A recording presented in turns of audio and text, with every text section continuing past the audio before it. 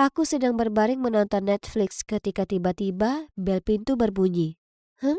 Siapa itu? Aku membuka pintu dan ya Tuhan, itu dia. Eh, maaf, tapi setiap kali aku melihat sepupuku Zoe, aku langsung merasa tegang. Aku tidak tahan dengannya dan menurutku perasaan itu saling menguntungkan. Hai sepupu, bagaimana kabarmu? Apa yang kamu lakukan di sini? Begitukah caramu menyapa sepupumu? Kemudian dia melewatiku dan masuk ke rumahku, diikuti oleh sopirnya yang membawa 4 koper besar. Apa yang dia akan... Yap, dia berencana untuk tinggal di sini. Kenapa sih? Percayalah, aku juga tidak menyukainya. Aku ingin tinggal di penthouse hotel bintang 5, tetapi orang tuaku bersikeras agar aku tinggal bersamamu. Berapa lama kamu akan berada di sini? Dan bagaimana dengan sekolah? Aku akan homeschooling sebentar, setidaknya untuk 2 bulan. Kami sedang merenovasi seluruh rumah sehingga bisa memakan waktu lebih lama. Maksudku, kamu kan tahu betapa besarnya rumahku. Dan kami juga merekrut desainer interior kelas dunia ini dari Perancis. Zoe klasik. Dia tidak pernah melewatkan kesempatan untuk menyombongkan diri. Dan sekarang aku terjebak bersamanya selama berbulan-bulan. Kenapa orang tuaku setuju dia bisa tinggal? Ya, mudah bagi mereka untuk mengatakannya karena mereka sedang jet setting keliling dunia. Jadi mereka tidak perlu mengurusnya. Keesokan harinya, suara aneh membangunkanku. Ini baru jam 6 pagi. Dan ribut-ribut sepertinya datang dari koridor. Kasurku kaku seperti batu bata. Dan bagaimana mungkin kamu mengharapkanku tinggal di ruangan sekecil ini? Aku pernah melihat lemari yang lebih besar. Serius? Kenapa kamu malah menyewa tempat ini? Apakah kamu tahu jam berapa sekarang? Dan apa yang kamu bicarakan? Ini adalah rumahku. Benarkah? Oh wow, bukankah ini terlalu kecil? Gadis ini benar-benar ingin menguji kesabaranku atau bagaimana? Keluhan konyolnya tidak berhenti di situ. Dia terus berteriak kepada para pelayan setiap 5 detik. Di mana ransel gunciku? Gaun ini perlu disetrika dengan uap, bukan disetrika biasa. Kenapa ada kerak di rotiku? Apakah ini bebas gluten? Aduh. Lalu dia menoleh padaku. Lia, aku tidak mengerti kenapa kamu belum memecat mereka. Sulit dipercaya. Aku akan pergi ke country club untuk sarapan. Sampai jumpa. Lalu dia pergi. Oh, baiklah. Setidaknya aku bisa menikmati sarapanku dengan tenang. Sebenarnya aku sangat menantikan sekolah sekarang. Astaga, aku tidak pernah berpikir aku akan mengatakan itu, tapi setidaknya itu adalah zona bebas Zoe. Namun sekolah juga harus berakhir suatu saat, dan aku harus pulang dan menghadapi Zoe lagi. Dia sedang duduk di sofa, lengannya terlipat, lalu dia berkata, "Hari ini sangat membosankan. Besok aku akan berangkat ke sekolah bersamamu." Apa? Aku berkata dengan panik, tidak mungkin. Sekolahku memiliki peraturan ketat yang tidak mengizinkan orang asing masuk. Selain itu, ini adalah sekolah negeri. Kamu akan membencinya. Tapi dia tidak mendengarkan dan bersikeras agar aku menelpon ayahku dan memintanya bertanya ke sekolah. Jadi aku pura-pura menelpon ayahku dan memberitahu Zoe bahwa menurutnya itu tidak mungkin. Dia segera menelpon ayahnya. Lalu 30 menit kemudian dia memberitahu aku bahwa semuanya sudah selesai. Ternyata dia menelpon kepala sekolah dan baru saja memberinya sumbangan yang besar kepada sekolah. Dan voila, Zoe diterima. Oh, baiklah. Itulah salah satu keuntungan memiliki ayah yang kaya dan berkuasa. Ya Tuhan, aku tidak percaya. Sekarang tidak ada cara untuk menghindari Zoe. Kami akan bertemu satu sama lain sepanjang hari, sepanjang waktu. Tapi mungkin saat dia melihat betapa populernya aku, dia akan cemburu dan pergi.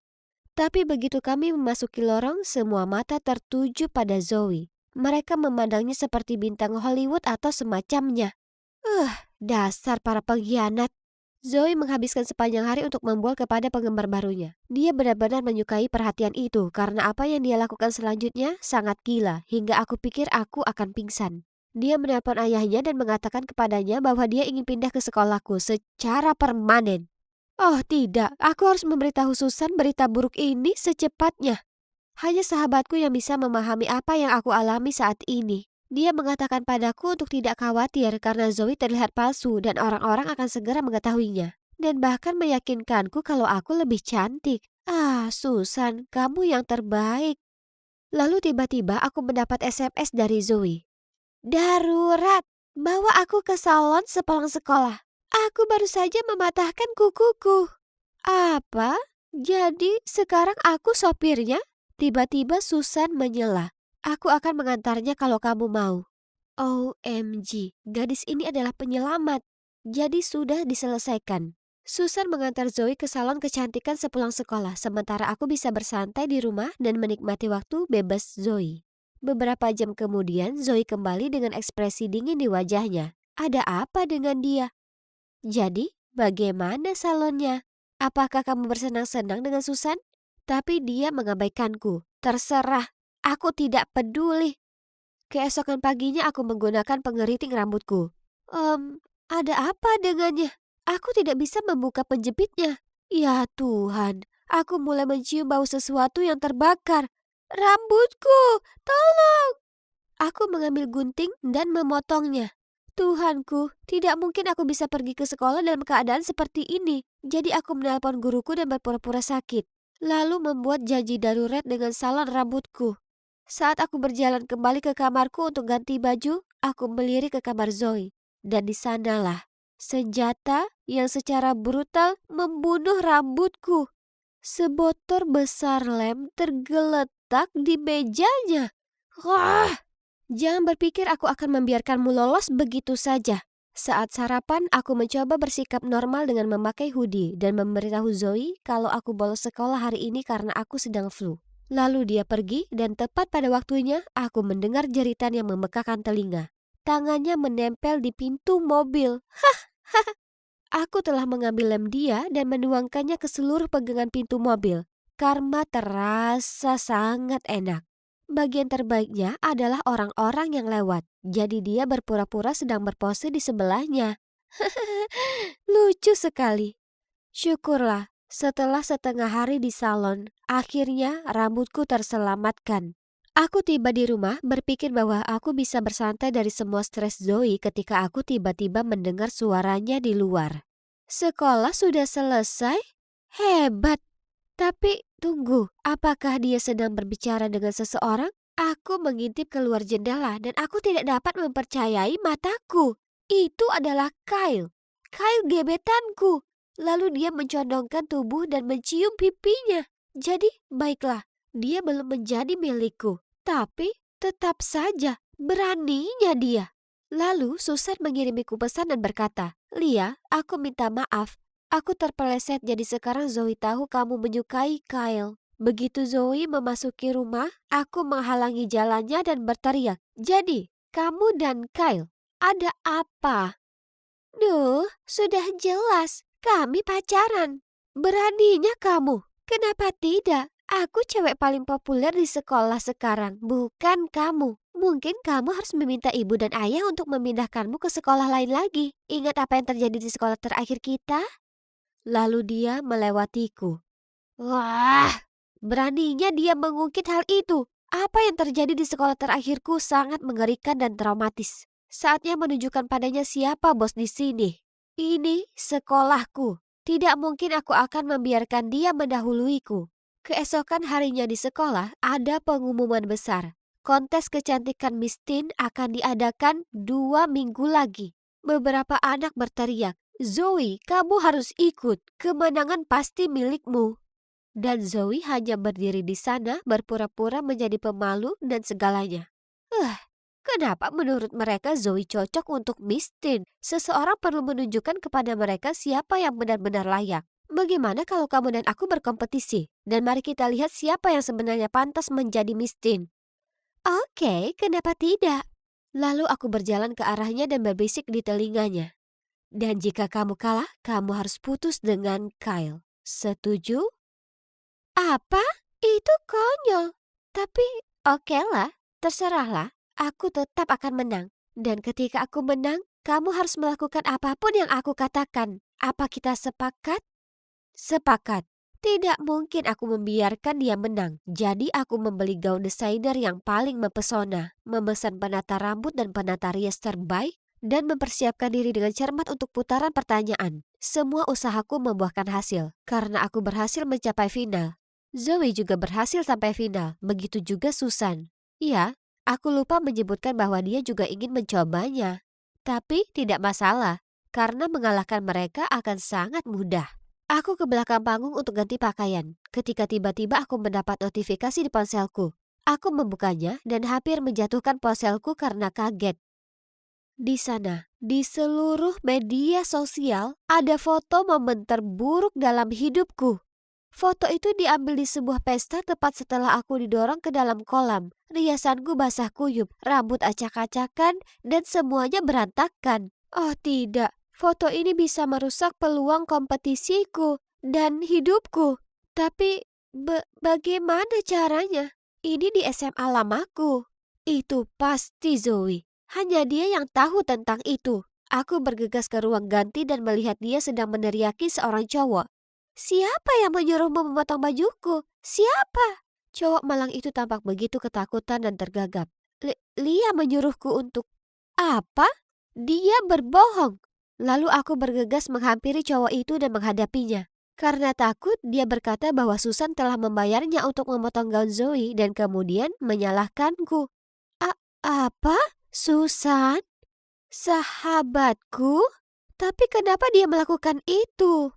Zoe dan aku duduk dan mencoba menyatukan semuanya. Ketika mereka berada di salon kecantikan, Susan memberitahunya bahwa aku menjelek-jelekannya di belakang punggungnya. Jadi karena merasa marah, Zoe juga memberitahunya bagaimana aku diajak di sekolah lamaku karena tidak cukup kaya. Dan kemudian dia menunjukkan foto itu padanya. Susan memang meminjam ponselnya setelah itu. Jadi pada saat itulah dia pasti sudah mendapatkan fotonya. Ya Tuhan, aku tidak percaya. Pantas saja Zoe agak murung setelah dia pulang dari salon dan mengerjaiku dengan lem itu. Dan Susan, bagaimana dia bisa melakukan ini padaku? Aku pikir kami adalah teman baik. Kami kembali ke ruang gantiku. Oh tidak, gaun cantikku juga rusak. Tidak mungkin kami dapat melanjutkan kontes. Tapi kemudian Zoe menoleh ke arahku dan berkata, "Beri aku 15 menit, aku akan membelikanmu gaun lagi. Kamu tetap di sini dan selesaikan riasanmu." "Tapi bagaimana denganmu?" "Jangan khawatirkan aku akan baik-baik saja." Lalu sesuai janjinya, Zoe kembali dengan gaun memukau tersebut. Aku segera berganti pakaian dan naik ke atas panggung. Aku melihat Susan menatapku dengan kaget dan bingung. "Hah, makan itu penipu?" "Tapi di mana Zoe?" Kemudian moderator bergabung dengan Susan dan aku di atas panggung dan mengumumkan bahwa Zoe tidak dapat berkompetisi lagi karena masalah pribadi. Saat itulah aku menyadari dia menyerahkan tempatnya di final agar dia bisa pergi dan membelikanku baju baru. Tapi kenapa dia melakukan itu? Pertanyaanku harus menunggu saat babak final dimulai. Susan bangun lebih dulu. Setelah dia, aku dengan gugup berjalan ke tengah panggung. Penonton terdiam saat juri membacakan pertanyaan. Setiap orang pernah mengalami sesuatu yang mengubah cara pandang mereka terhadap hidup. Bisa kau ceritakan pengalamanmu yang paling berkesan dan apa yang kamu pelajari dari pengalaman? Ya Tuhan, itu sulit. Aku hanya mempersiapkan kejadian terkini, statistika, politik, tapi bukan ini. Aku mulai panik. Dan saat itulah aku melihat Zoe tersenyum kepadaku. Aku bisa melakukannya. Kalau tidak, apa yang Zoe lakukan akan jadi sia-sia. Jadi aku menarik napas dalam-dalam. Pengalamanku yang paling berkesan adalah berada di sini dan mengikuti kompetisi ini. Aku telah belajar bahwa ini tidak selalu tentang kemenangan, terutama jika itu berarti merugikan orang lain dalam prosesnya, karena itu sangat jahat. Namun aku tahu bahwa apapun hasilnya, aku beruntung mengetahui bahwa apa yang lebih penting dari persaingan adalah cinta dari keluarga. Dan itu adalah hal terpenting di dunia. Karena keluarga tidak akan pernah mengecewakanmu, apapun yang terjadi. Jadi, aku ingin berterima kasih kepada sepupuku Zoe, karena aku tidak akan berdiri di sini tanpa dia. Setelah pidatoku, Susan bergabung denganku di atas panggung, dan kami dengan gugup menunggu juri mengumumkan pemenangnya. Pemenang Miss Teen 2020 adalah Selamat Lia John. OMG, Aku menang. Aku tidak percaya. Setelah kompetisi, Zoe berlari ke arahku dan memelukku. Terima kasih telah membantuku. Aku tidak bisa melakukannya tanpamu. Dan aku minta maaf atas semuanya. Zoe mulai terisak. Aku juga minta maaf. Lalu kami berpelukan lebih erat lagi. Lalu dia melepaskannya, melihat ke bawah dan berbicara dengan suara sedih. Jadi, seperti yang aku janjikan, aku akan putus dengan Kyle. Aku tidak menyangka kamu suka padanya. Kalau gitu aku tidak akan kencan dengannya. Aku bersumpah. Aku senyum padanya dan berkata, aku tahu dan tidak apa-apa. Kamu tidak perlu putus dengannya karena aku. Jika kamu benar-benar mencintainya, maka aku ikut bahagia untukmu. Zoe sangat senang hingga dia memelukku lagi. Ya, kami banyak berpelukan pada hari itu. Setelah itu, Zoe dan aku menjadi sahabat. Dan dia sangat suka belajar di sekolah negeri. Sehingga meskipun renovasi rumahnya telah selesai, dia tetap tinggal di sini. Menurutnya, sekolah swasta lama kami terlalu banyak drama. Itu yang bisa aku pastikan. Kami sekarang mencoba untuk hidup lebih rendah hati dan berhenti menjadi anak kaya yang bermasalah. Adapun Susan, setelah kompetisi aku mengkonfrontasinya. Ternyata dia selalu iri padaku karena semua orang memperhatikanku daripada dia. Dan dia benci aku perlakukan seperti sahabat karibku. Itulah sebabnya dia membuat rencana untuk membuat Zoe dan aku bertarung satu sama lain agar dia bisa memenangkan Miss Teen. Dan akhirnya mendapatkan perhatian yang sangat dia inginkan. Aku merasa sedikit kasihan padanya. Maksudku, sepertinya aku telah bertindak tidak adil terhadapnya. Tapi dia seharusnya tidak mencoba menyabotaseku. Jadi sekarang kami masing-masing tidak akan kehilangan seorang teman. Bersikap lebih baik kepada orang lain jelas merupakan sebuah jalan ke depan. Dan itu berhasil. Karena cowok manis bernama Ben ini mengajakku kencan. Sebenarnya, kami akan melakukan kencan ganda dengan Zoe dan Kyle pada hari Jumat dan aku tidak sabar menunggu.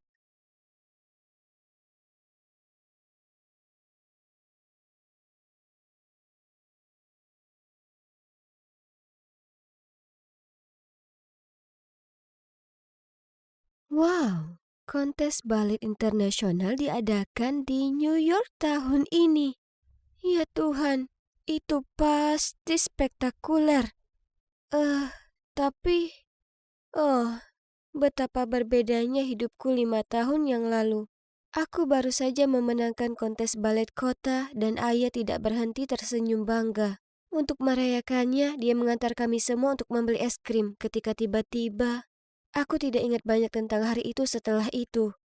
Tapi aku kehilangan dia. Sedangkan aku selamat. Tapi aku mengalami luka yang mengubah hidup. Sejak itu, balet tidak lagi menjadi bagian dari hidupku. Dan di sana ada Bibi Robin dan sepupuku Nancy. Mereka sangat bersemangat dengan kompetisi ini. Aku bersumpah Nancy sudah mencoba 15 gaun. Baik bibiku maupun ibuku ketika dia masih hidup adalah balerina yang berbakat. Jadi, wajar saja jika Nancy juga mewarisi gen balet. Dia sekarang menjadi murid balet kota New York. Ini adalah sesuatu yang selalu kuinginkan. Tapi sekarang hanya bisa ada dalam mimpiku. Tiba-tiba terdengar suara pintu dibanting dan teriakan mengagetkanku. Joyce, Joyce, Joyce, buka pintunya, ini aku, Dylan. Aku membuka pintu dan menatap dengan mata terbelalak ya, Dylan, saudara tiriku. Terakhir kali aku melihatnya adalah 5 tahun lalu, ketika ibu tiriku membawanya pergi. Apa yang dia lakukan di sini? Sebelum aku sempat bereaksi untuk mengajaknya masuk, dia bergegas menghampiriku. Kak, kau harus menyelamatkanku. Aku harus tetap di sini, oke? Apa? Sama sekali tidak. Apakah kamu tahu rumah siapa ini? Nah, ternyata ibunya seorang pecandu judi, sehingga terlilit hutang dan kabur dari preman. Dylan yang malang tak punya orang lain untuk diajak bicara. Aku berhasil membujuk bibiku untuk mengizinkan Dylan tinggal bersama kami, meskipun dia bersikeras bahwa ini hanya sementara sampai ibunya ditemukan. Sebagai anak-anak pada umumnya yang memasuki fase pubertas, Dylan bukanlah orang yang paling mudah untuk diajak hidup bersama. Dan coba tebak siapa yang harus melindunginya setiap saat? Ya, aku. Minggu lalu, dia memecahkan seluruh tumpukan piring. Kemarin, dia menempelkan permen karet ke rambut Nancy. Dan hari ini, dia meninggalkan skateboardnya di tengah ruang tamu. Dan menyebabkan bibi Robin terbang melintasi ruangan dan mendarat dengan wajah telungkup. Aduh, Dylan, kamu harus lebih berhati-hati. Aku akan segera berangkat kuliah. Jadi aku tidak akan berada di sini untuk melindungimu. Mereka akan mengusirmu jika kamu masih seperti ini. Hah? Kampus? Apakah maksudmu administrasi bisnis yang membosankan? Kupikir kamu menyukai balet, bukan? Tidak, itu cuma masa lalu. Sekarang aku tidak menyukainya, sama sekali. Aku tidak percaya padamu. Apakah hanya karena kamu duduk di kursi roda? Siapa bilang berada di kursi roda berarti kamu tidak bisa terus mengejar minatmu terhadap balet? Ini membuatku tercengang. Kata-katanya telah menyadarkan sesuatu dalam diriku. Namun, kenyataan tidak sesederhana itu.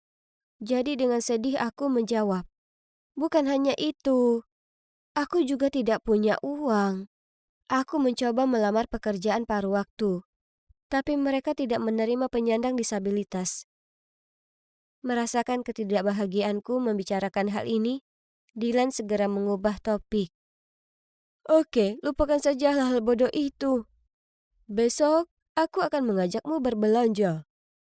Oh, sudah lama sekali aku tidak mengunjungi mall. Dylan terus bertanya padaku apakah aku suka ini atau yang itu, tapi kami tidak punya cukup uang.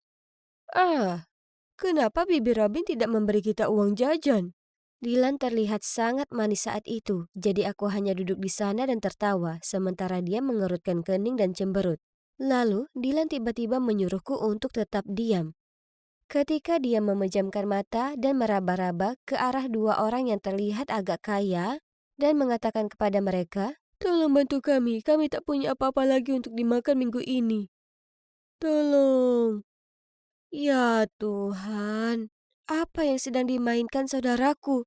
Aku membeku dan tidak bisa melakukan apapun selain menunduk ke lantai.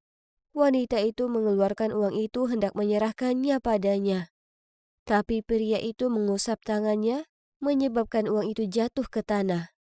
Dylan dengan cepat mengambilnya. Oh, astaga. Pria itu langsung meraih pergelangan tangannya. Tertangkap basah. Dia mengancam akan membawa kami ke polisi dan bahkan memintaku untuk berdiri karena dia mengira aku juga berpura-pura. Untung saja, wanita itu bilang mereka sedang terburu-buru dan tidak mau membuat ribet. Sehingga akhirnya mereka meninggalkan kami sendirian. Kami pulang, tapi jantung kami masih berdebar kencang. Dan aku bisa melihat kaki Dylan gemetar. Lalu kami masuk ke dalam untuk melihat bibiku kedatangan tamu. Aku ternganga saat melihat siapa mereka. Orang-orang kaya dari mall. Kami berempat saling menatap satu sama lain karena terkejut. Ternyata wanita itu, Bernie, adalah teman bibiku dan pria yang bersamanya adalah putranya, Philip. Mereka berdua adalah penari balet terkenal. Yah, tentu saja suasananya jadi canggung. Tapi Nancy sepertinya tidak menyadari ketegangan itu karena dia terlalu sibuk mengibaskan bulu matanya ke arah Philip dan memutar-mutar rambutnya dengan jarinya. Tapi yang aneh adalah, meski aku menunduk, aku masih bisa melihat Philip menatapku. Lalu tiba-tiba bertanya padaku, "Sudah berapa lama kamu seperti ini?" Maksudku, jangan tersinggung. Aku cuma penasaran. Jadi, Bibi Robin mulai bercerita kepada mereka tentang kehidupan dan kondisiku. Mendengar itu, Bernie menjadi emosional. Dia menatapku sejenak dan bertanya, "Sayang, bagaimana kabarmu? Apakah kamu masih latihan balet?" Tidak, tidak, tidak. Dia tertarik pada bisnis sekarang. Dia akan mendaftar pada musim gugur ini. Bernie berhenti sejenak, lalu tersenyum berkata, "Oh, bagus sekali. Aku senang kamu menemukan sesuatu yang kamu sukai.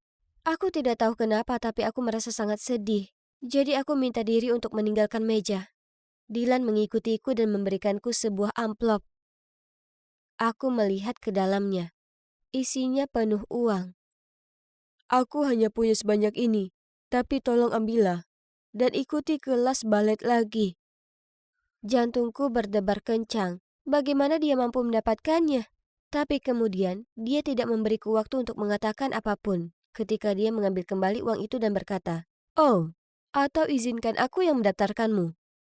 Dan yang mengejutkan, dia benar-benar melakukannya. Dylan menemukan sebuah pusat yang memberikan beasiswa bagi siswa penyandang disabilitas.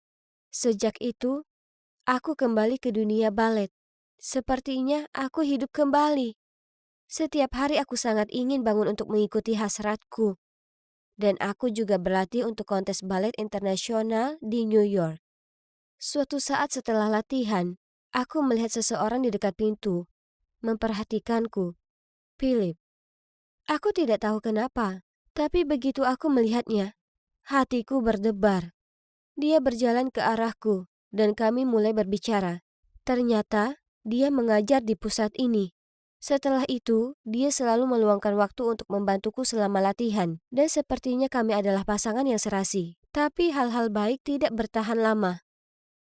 Hari itu aku sedang berlatih dengan Philip ketika ada suara yang berseru, "Joyce, kenapa kamu ada di sini?" Aku berbalik kaget melihat Nancy yang melotot berdiri di pintu ruang latihan. Ternyata Nancy datang untuk bertemu dan menyapa siswa di pusat kami. Dan tidak sengaja melihat Philip membantuku. Mungkin dia kesal karena kami terlihat cukup dekat. Setelah itu, kami bertemu di kamar mandi. Lalu Nancy bertanya kepadaku, "Aku tahu kamu tidak punya $1 pun. Jadi siapa yang memberi kamu uang untuk ini?" "Oh, itu Dylan." "Berhentilah berbohong. Dia cuma anak bodoh. Aku tidak bisa membayangkan dia punya sisa $1.500 untuk membayar 6 bulan kelas pelajaran. Kamu minta Phil untuk membayar kelasmu, kan? Berhenti bersikap lemah untuk mendapatkan simpati orang lain. Itu tidak terdengar seperti sesuatu yang biasanya dilakukan oleh sepupu manisku, iya kan? Jadi, apakah Dylan berbohong padaku? Kursus ini bukan beasiswa untuk penyandang disabilitas? Mustahil! Aku segera mengemasi barang-barangku untuk pulang untuk berbicara dengan Dylan tentang hal ini. Namun dalam perjalanan keluar, aku bertemu Philip. Jadi aku bertanya kepadanya apakah benar tidak ada beasiswa seperti itu di pusat ini. Tapi dia hanya menghela napas dan membawaku ke tempat yang tenang untuk bicara. Dan apa kalian tahu? Dia mengakui bahwa dialah yang sebenarnya telah merencanakan segalanya dengan Dylan. Dan bahkan mengatakan bahwa dia menyukaiku dan ingin membantuku. Aku kaget, tapi jauh di lubuk hati, aku juga senang mendengarnya. Sama seperti aku menyukainya. Tapi aku merasa seperti beban. Dan Nancy juga menyukainya, jadi aku menolaknya. Nancy tidak lagi sama setelah itu. Setiap kali mata kami bertemu, dia berbicara lalu membuang muka. Lalu suatu kali aku menemukan sepatu baletku basah oleh kopi.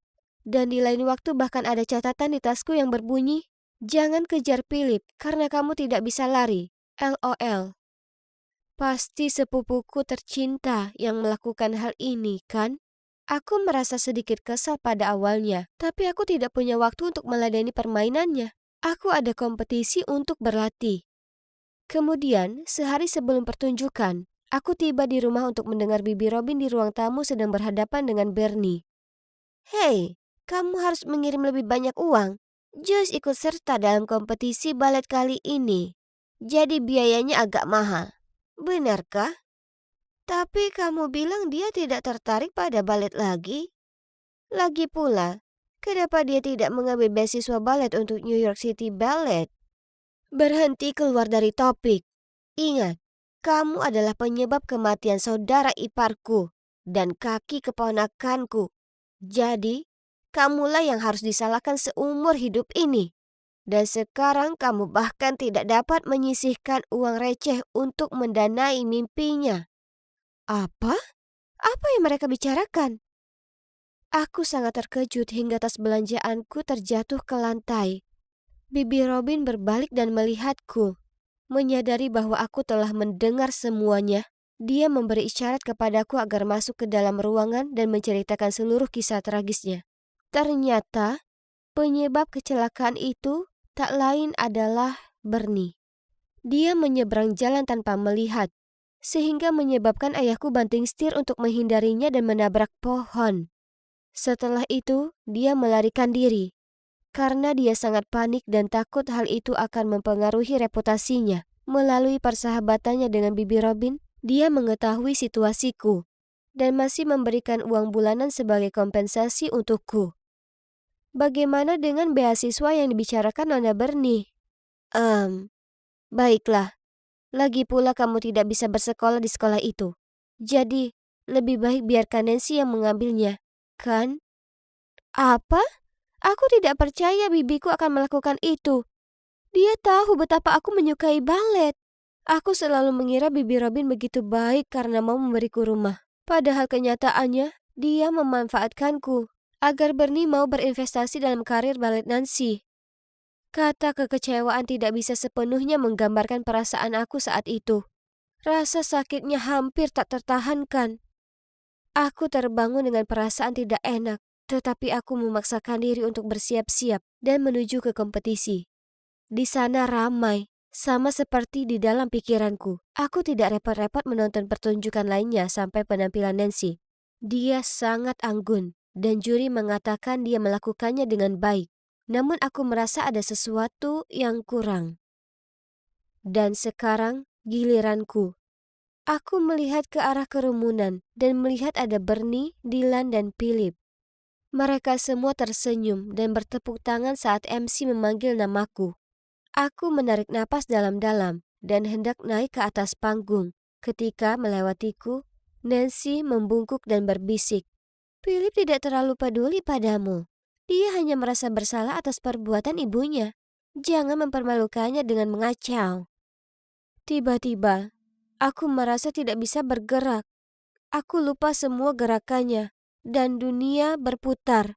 Tapi sebuah suara yang familiar membangunkanku. Joyce, kamu lebih baik dari ini. Kami semua ada di sini untukmu, jadi jangan takut. Kamulah cahayanya, jangan biarkan kegelapan mengganggumu. Ayo bersinar dan tunjukkan pada mereka apa yang kamu punya. Aku merasa sangat tersentuh, dan itu berhasil. Aku mendapatkan kembali semangatku dan mengikuti arus. Seperti angsa yang telah tertahan begitu lama. Aku hanya melakukan apa yang ingin kulakukan. Aku tidak peduli tentang apapun, siapapun. Saat ini, aku akan hidup untuk diriku sendiri. Dan mungkin para juri juga merasakan hal yang sama. Aku sangat bahagia mendengarnya. Hadirin sekalian, pemenang kontes ini adalah Joyce Baker. Semua orang datang untuk memberi selamat padaku, termasuk Bernie. Dia mencoba menahan air mata saat dia meminta maaf atas segalanya. Masa lalu adalah masa lalu, dan aku tahu apa yang terjadi adalah kecelakaan yang mengerikan. Itu adalah sesuatu yang harus selalu dia jalani, dan sepertinya itu sudah cukup. Jadi aku memeluknya dan mengatakan kepadanya bahwa tidak apa-apa. Karena yang penting aku bisa menari lagi, dan rasanya luar biasa. Jadi, apa selanjutnya? Iya, aku tidak bersekolah di sekolah bisnis. Sebaliknya, aku melanjutkan karir baletku. Aku juga menjalani perawatan untuk kondisiku.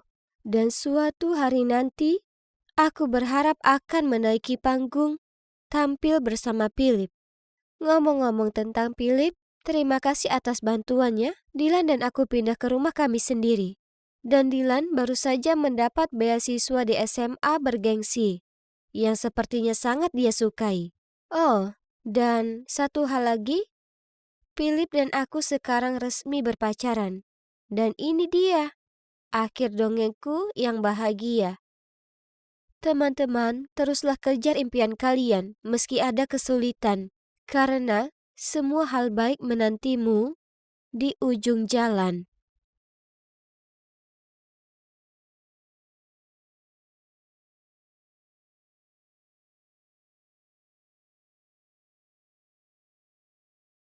Hai, namaku Edison, tapi semua temanku memanggilku Eddie. Aku hanyalah seorang gadis biasa yang tidak memiliki bakat tertentu. Tapi ada satu hal yang aku punya. Itu... Oh, kenapa kita tidak menonton saja videonya untuk melihat apa itu? Ini kakak perempuanku, Olivia. Dia cantik kan? Dia juga seorang penyanyi yang luar biasa dan memiliki bakat di bidang seni. Dia bisa menggambar apapun. Maksudku, aku tidak tahu bagaimana orang tuaku bisa memiliki anak perempuan yang sempurna seperti dia dan lalu melahirkanku. Tapi aku tidak masalah dengan itu. Olivia sangat ingin memenangkan piala dan medali. Sementara aku senang dengan es krim dan banyak makanan ringan yang diberikan orang tuaku karena mendapat nilai B pada ujian matematikaku. Hei, Eddie sayangku, coba tebak siapa yang punya baju baru dan trendy. Oh, Bu, ya, aku tidak menyukai hal-hal ini. Kenapa kamu membeli begitu banyak? Itu hanya membuang-buang uang. Namun, tatapan putus asa ibu membuatku menyerah. Jadi aku dengan enggan mengambil item secara acak dan pergi mencobanya. Oh, itu adalah crop top. Aku menatap diriku sendiri di cermin. Oke, jadi ekspresi tercengang orang tuaku membuat perasaan mereka cukup jelas. Aku terlihat konyol. Lihat, aku sudah bilang, aku terlalu pendek untuk memakai atasan seperti ini. Tepat pada saat itu, Olivia lewat. Aku segera berlari ke arahnya. Aku pikir kamu harus memiliki atasan ini. Ini akan menonjolkan sosokmu yang cantik. Kamu akan terlihat sangat manis saat mengenakannya. Ibu menggeleng. Tidak, jika Olivia memakai ini, semua orang akan melihat pusarnya. Bukankah itu gunanya crop top? Lalu ayah menjawab. Omong-omong, Liv, kamu mau kemana terburu-buru?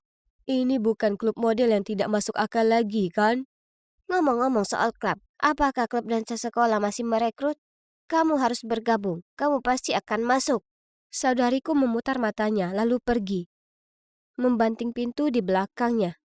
Aku sayang dia, tapi sepertinya dia menganggapku menjengkelkan. Dia seperti Ratu Es yang selalu mengucilkanku. Dia tidak pernah mengizinkanku meminjam pakaiannya atau menyentuh barang-barangnya. Dan jika aku mencoba masuk ke kamarnya, dia ketakutan. Bukannya dia jahat atau apa, tapi dia cenderung bertingkah seolah aku tidak ada. Tidak apa-apa, maksudku, aku sudah terbiasa dengan hal itu. Aku menjalani hidupku sendiri dan dia menjalani hidupnya. Itu sebabnya ketika aku pertama kali mendapatkan ponsel dan mulai menggunakan media sosial, aku tidak mencoba mencari profilnya, meskipun aku tahu dia ada di semua platform tersebut. Malam itu, ibu memintaku naik ke atas untuk memanggil Olivia untuk makan malam. Tidak ada jawaban. Jadi aku mulai mendorong pintu hingga terbuka. Dia tiba-tiba muncul dari kamar mandi dan berteriak. Hei, apa yang kamu lakukan? Kamu tahu kamu tidak diperbolehkan masuk ke kamarku. Aku mengetuk tapi kamu tidak menjawab. Ibu bilang ini waktunya makan malam. Dia mendesis padaku dan mengusirku. Oh, kenapa dia harus memperlakukanku seperti aku adalah hama? Cara dia begitu aneh dengan kamarnya sungguh menjengkelkan. Mungkin dia menyembunyikan sesuatu di sana? Nah, mungkin aku hanya terlalu memikirkan hal ini. Olivia selalu seperti ini. Hidup terus berjalan, dan saudari perempuanku, ya, dia terus menjauhkan diri dariku. Namun kemudian pada suatu akhir pekan, aku berjalan ke bawah dan melihatnya dengan riang menyenandungkan sebuah lagu sambil menari di dapur. Ketika dia melihatku, dia tersenyum dan berkata, "Selamat pagi. Ayo duduk di sini, aku sudah membuatkanmu sarapan." Oke, ini aneh. Aku dengan hati-hati duduk dan terus menatapnya. Kenapa kamu begitu bahagia? Dan di mana ibu dan ayah? Ibu dan ayah baru saja bergegas mengerjakan urusan pekerjaan. Lalu dia meletakkan piring itu di hadapanku, menyeringai, lalu melanjutkan. Ibu membuat kue pagi ini dan menyuruhmu membawanya ke rumah nenek. Katakan padanya aku titip salam. Oh, kamu tidak ikut denganku? Tidak, aku tidak bisa. Maaf, aku ada pekerjaan yang harus diselesaikan. Dia terus menatapku dan aku merasa dia ingin aku bergegas. Bahkan sebelum aku selesai makan, dia memberikan jaketku dan membawaku keluar dari pintu. Karena tidak punya pilihan, aku pergi ke rumah nenek sambil memikirkan betapa anehnya hal ini. Sampai aku menyadari bahwa aku bahkan tidak membawa tas kue. Aku meninggalkannya di rumah. Astaga, aku segera bergegas kembali. Tapi, kenapa ada mobil aneh yang terparkir di luar rumahku? Aku berlama-lama di belakang dan menyaksikan seorang pria parubaya keluar dari mobil. Bahkan sebelum dia sampai ke pintu, Olivia membukanya dan tersenyum padanya. Aku sembunyi di balik semak agar aku bisa terus melihatnya. Hah? Kenapa dia menyerahkan bunga dan kotak hadiah padanya? Dia dengan senang hati mengambilnya dan bahkan bersandar ke telinganya dan mengatakan sesuatu. Ya Tuhan, jadi ini menjelaskan kelakuan aneh kakakku. Mereka pacaran, kan? Aku tidak pernah menyangka kalau kakakku akan tertarik pada lelaki tua seperti ini. Mengejutkan. Tapi tunggu, bagaimana jika dia menipunya? Olivia mungkin terlihat galak, tapi sebenarnya dia sangat polos. Jika itu masalahnya, aku akan menghajarnya habis-habisan. Tapi ini hanya spekulasiku. Aku tidak bisa bertindak tergesa-gesa tanpa mengetahui kebenarannya. Jadi aku memutuskan untuk tidak memberitahu mereka bahwa aku ada di sana dan diam-diam memasuki rumah melalui pintu belakang untuk mengambil tas kue. Kemudian pada hari itu, ketika aku tiba di rumah, saudara perempuanku kembali menjadi Ratu Es. Dia memasak tanpa bersuara. Jadi aku bilang padanya, nenek berkata hai, dan dia hanya mendengus, lalu terus mengaduk supnya. Aku perlu mencari tahu apa yang sebenarnya terjadi. Kesempatan sempurna muncul beberapa minggu kemudian ketika ibu dan ayah pergi berlibur di akhir pekan. Aku memberitahu Olivia bahwa aku akan pergi piknik dengan teman-teman, tapi ini bohong. Aku sebenarnya bersembunyi di tempat persembunyianku yang setia dan mengawasi. Seperti yang diharapkan, lelaki tua itu muncul dan Olivia membiarkannya masuk. Pintunya terbuka sedikit, jadi aku berjingkat ke dalam dan mendengar mereka tertawa di ruang tamu. Aku mengintip ke dalam dan aku terkejut. Kakak perempuanku sedang duduk di sofa dengan mengenakan pakaian paling aneh yang pernah ada. Pakaian seperti itulah yang hanya dipakai oleh model catwalk. Dan yang terpenting, dia memakai riasan tebal dan tampak seperti orang yang sangat berbeda. Pria aneh itu sedang duduk di sebelahnya. Keduanya melihat ponselnya dan tertawa bahagia. Ya ampun, sekarang semuanya sudah jelas. Dari sifatnya yang pendiam hingga ruangannya yang terkesan rahasia, itu semua agar dia bisa terus menyembunyikan kisah cinta beda usia ini. Aku tidak tahu bagaimana harus bereaksi sekarang. Aku hanya merasa kasihan padanya karena dia harus menyembunyikannya. Maksudku, ini adalah rumahnya, dan kami adalah keluarganya. Kami mungkin tidak dekat, tapi dia adalah kakak perempuanku, dan aku ingin dia bahagia. Jika cinta ini nyata, maka aku mendukung sepenuhnya. Dan jika pria ini ternyata jahat, maka aku akan melindunginya sampai akhir. Orang tuaku kembali malam itu, jadi aku mengadakan malam menonton film keluarga. Ide bagus untuk ikatan keluarga, bukan? Aku memilih film romantis yang aktris utamanya jauh lebih muda dari pacarnya. Di tengah-tengah film, aku menoleh ke orang tuaku dan bertanya, "Bu, Ayah, jika kamu adalah orang tua mereka, apakah kamu mengizinkan hubungan itu?" Mereka menatapku bingung. Lalu ayah langsung bertanya, "Hei Edi, jangan bilang kalau kamu jatuh cinta dengan lelaki tua ya." Ini mengagetkanku. Tapi sebelum aku bisa berkata apa-apa, bel pintu berbunyi. Aku hendak membuka pintu, hanya untuk menghindari menjawab pertanyaan ayah. Tapi Olivia lebih cepat. Tidak lama setelah itu, dia berbalik dan berteriak padaku. "Edi, beraninya kamu menyentuh ponselku. Ada apa, Liv? Siapa yang ada di depan pintu? Tanyakan pada putri tersayang Edison." Dia menatapku dengan pandangan kotor, lalu bergegas ke kamarnya. Orang tuaku langsung membombardirku dengan banyak sekali pertanyaan. "Apa yang sedang terjadi di sini? Siapa yang membunyikan bel? Kenapa Olivia seperti itu?" Oke, yang membunyikan bel itu adalah pacarnya Olivia. Jadi, tadi saat Olivia meninggalkan ponselnya di dapur, aku perhatikan ada pesan dari seorang pria bernama Henry Davis.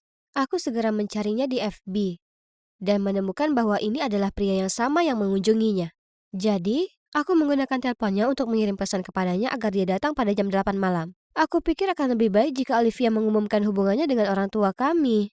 Tapi, sepertinya dia tidak menerimanya dengan baik. Bagaimanapun, sekarang aku tidak punya pilihan selain menceritakan segalanya kepada orang tuaku. Wajah mereka menunduk, dan tanpa berkata apa-apa, mereka berlari ke atas dan menggedor pintu Olivia. Namun tidak ada jawaban. Malah, kami semua mendengar suara gemeretak dari pintu belakang. Dan Olivia pun kabur. Wajah orang tua kami memerah. Sementara aku merasa sangat bersalah, karena aku tidak hanya tidak dapat membantunya, tetapi malah memperburuk situasi. Keesokan harinya, Olivia masih belum kembali. Dia juga tidak masuk sekolah, yang menyebabkan orang tuaku menjadi panik. Lalu tiba-tiba aku teringat pada Henry. Benar, kenapa aku tidak berpikir untuk menanyakannya dari awal? Jadi aku segera menghubungi Henry dan memintanya membantu mencari Olivia. Sore itu, saat aku baru pulang sekolah, aku melihat Henry pergi. Ada catatan tertempel di pintu yang menyatakan Olivia baik-baik saja dengan alamat di bawah. Dan juga tertulis jika kita datang ke sana jam 9 pagi kita akan menemui Olivia. Keesokan paginya kami datang lebih awal dari yang dijadwalkan. Hah? Itu adalah sebuah studio dan seperti yang dikatakan Henry, Olivia ada di sana. Dia tampak sangat glamor dan begitu sibuk mempersiapkan pemotretan sehingga dia tidak memperhatikan kami. Henry menyambut kami dan mulai menjelaskan segala sesuatu yang membuat orang tuaku serta aku tidak bisa berkata-kata. Ternyata kebenarannya jauh dari apa yang kupikirkan. Dia bukan pacarnya, tapi dia adalah manajernya. Ia melihat potensi Olivia dan membimbingnya menjadi foto model dan TikToker. Bunga dan hadiahnya berasal dari merek tempat dia bekerja. Dan suatu hari, dia mengenakan pakaian dan riasan itu untuk video TikTok. Setelah syuting selesai, kami berjalan ke arahnya. Tapi dia melihat kami dan lari. Aku berhasil menyusulnya lalu berkata, "Kak, kenapa tidak mengatakan yang sebenarnya? Kami adalah keluargamu. Kami akan selalu berada di sisimu." Di pihakku? Serius? Kamu tidak tahu bagaimana rasanya menjadi orang luar. Tidak peduli berapa banyak kompetisi yang aku menangkan. Aku tidak terlihat saat kamu dipuji hanya karena mendapat nilai yang biasa di ulangan matematika. Aku ingin menjadi model, tetapi mereka tidak menginginkannya. Mereka ingin aku sengsara. Aku lebih baik kabur dan melakukan apa yang aku suka. Aku tercengang. Begitu pula ibu dan ayah yang pada saat itu sudah menyusul kami dan mendengar semua yang baru saja dia katakan. Ayah memeluk Olivia. Lalu dengan suara emosional berkata, "Olivia, bukan kami melarangmu melakukan apa yang kamu mau. Kami hanya mengkhawatirkanmu. Kami hanya tahu bahwa industri ini bisa menjadi rumit. Dan kami tidak ingin kamu terluka." Benar. Dan tidak benar kalau kami lebih mencintai Eddie daripada kamu. Kamu unggul dalam segala hal dan kami tidak ingin Eddie merasa tertekan. Kami benar-benar minta maaf Olivia. Kami semua mencintaimu. Oh tidak Bu, jangan khawatir. Aku tidak pernah merasa seperti itu. Sebenarnya aku selalu mengagumi Olivia. Dan aku sedih saat dia mengabaikanku. Olivia menangis terseduh-seduh. Dan seluruh keluarga kami berpelukan erat. Maaf mengganggu, tapi kalian pasti sudah tahu tentang Olivia yang menjadi bintang internet kan? Maksudku, mudah untuk mengetahuinya dari media sosialnya. Aku dengan malu-malu berkata, Aku tidak mengikuti akunnya. Aku pikir dia hanya ingin aku menyingkir. Henry kemudian menepuk kepalaku dan menunjukkan kepada kami akun media sosial Olivia. Wow, dia memiliki jutaan view dan follower. Kami semua menonton beberapa video TikToknya bersama-sama dan dia benar-benar seorang bintang. Melihat betapa berartinya hal ini baginya, orang tuaku menyetujui gagasan dia menjadi model dan mereka bahkan berterima kasih kepada Henry. Dan kemudian Olivia menghampiriku. "Hei Eddie, aku minta maaf karena dulu bersikap dingin. Ternyata kamu sangat mencintaiku dan akan mendukungku bagaimanapun caranya. Setidaknya sekarang aku tidak benar-benar jatuh cinta pada lelaki tua. Aku tidak perlu khawatir, ya kan?" Lalu semua orang tertawa. Oh, meskipun rencanaku tidak, berjalan sesuai rencana, aku masih menyebutnya sukses karena semuanya berakhir manis.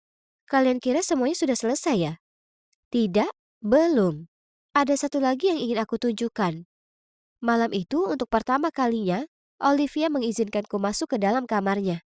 Wow, rasanya seperti studio mini dengan senter mahal dan ring light dan kamera. Dan koleksi pakaian serta riasannya sangat mengesankan.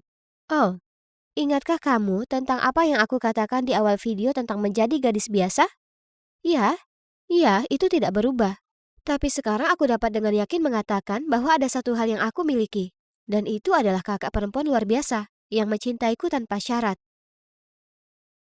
Hai, aku Kate. Aku sedang melakukan sesuatu yang sangat mendebarkan. Aku melarikan diri. Membayangkan wajah cemas orang tuaku saja membuatku tersenyum. Kalian tanya kenapa? Mereka pantas mendapatkannya karena mencoba mengirimku satu-satunya putri kesayangan mereka ke sekolah asrama perempuan yang menjijikkan. Tidak ada pesta, seragam paling kotor, supervisor yang suka memerintah, dan tidak ada cowok berotot yang seksi. Tempat itu untuk kutu buku, bukan aku. Seorang gadis cantik dan pendiri Click Chick. Grup eksklusif sekolah kami untuk gadis-gadis paling seksi dan paling dicari. Untuk menjadi bagian dari klub, kalian harus benar-benar modis loh. Yang aku maksud, lemari pakaian yang penuh dengan barang-barang desainer terbaru yang wajib dimiliki, kuku terawat, dan rambut paling berkilau. Hanya cewek-cewek mempesona seperti kami yang bisa menjadikan lorong sekolah sebagai panggung catwalk. Saat menjadi salah satu dari kami, hidup kalian akan dipenuhi dengan pesta tanpa akhir dan atlet super imut yang berebut perhatian kalian. Belajar dan mengerjakan pekerjaan rumah? Itu bukan urusan kami. Para kutu buku pecundang yang mengejar kita akan mengurusnya. Hei, apa kamu kenal orang-orang itu? Aku melihat keluar dan melihat sekelompok pengawal berteriak dan mencoba memaksa taksiku untuk berhenti. Ini sangat kurang ajar. $500 jika kamu bisa mengatasinya. Sang sopir segera mempercepat. Orang biasa akan melakukan apa saja demi sedikit uang. Dia menurunkanku di bengkel dan aku segera menyelinap ke dalam dan bersembunyi di toilet. Tempat ini menjijikkan. Astaga, para pengawal itu berkeliaran di luar sehingga tidak ada yang bisa keluar atau masuk tanpa melihat mereka. Sungguh tragis. Ini sangat bodoh. Yang perlu dilakukan orang tuaku hanyalah membiarkanku tinggal di rumah selama musim panas. Tapi tidak. Mereka kirim pengawal untuk mengejarku untuk menghancurkan hidupku. Tiba-tiba, sebuah pintu bilik terbuka dan menabrakku. Aduh, apa kamu buta? Untuk apa kacamata itu? Aku minta maaf. Gadis itu segera meminta maaf, lalu dia membungkuk untuk mengambil barang-barangnya yang jatuh. Tapi saat dia mendongak, aku tersentak kaget. Oh astaga, apa yang terjadi? Dia tampak persis sepertiku. Maksudku, setidaknya wajahnya menunjukkan hal itu. Gayanya menjijikkan dan kuno. Namun mengingat situasiku yang mengerikan, aku mendapat ide yang luar biasa. Oke, jadi ini aneh. Apa kamu mau menghasilkan uang? Maksudku banyak uang.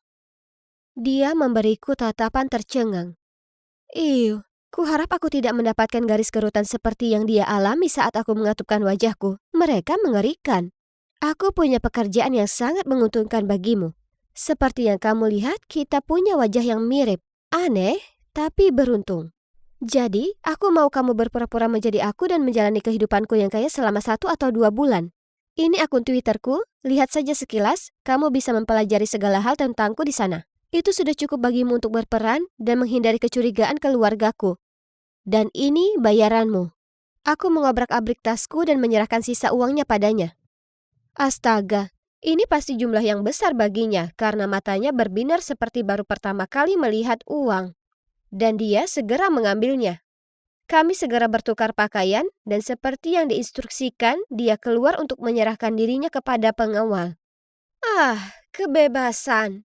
Sekarang datanglah musim panas yang panjang dan menyenangkan. Tapi pertama-tama aku harus pergi berbelanja. Memakai pakaian kuno yang menjijikkan itu membuatku ingin muntah. Oh tidak, orang tuaku telah mengunci semua kartu kreditku. Aku bahkan tidak bisa membeli es latte susu kedelai sekarang. Bagaimana orang tuaku bisa begitu kejam? Bagian paling parahnya adalah dengan bodohnya aku memberikan semua uang tunai dan ponselku kepada cewek itu. Karena tidak ada pilihan lain, aku dengan enggan menggeledah tas cewek itu. Beberapa pakaian kuno, beberapa buku bodoh, dan lipstik tanpa merek. Apa cuma itu saja? Bagaimana orang bisa hidup seperti ini? Tapi, apa ini? Di buku catatan kecilnya terdapat tiket kereta api dan surat tawaran bekerja di homestay Alan. Jadi, sepertinya dia pergi ke sana untuk pekerjaan musim panas. Mudah-mudahan homestay itu memiliki pemandian dengan lilin wangi dan kolam untuk aku berjemur. Aku perlu berjemur.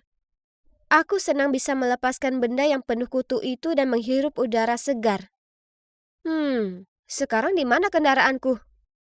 Ada seorang lelaki tua pendek gemuk memegang papan bertuliskan nama Clara.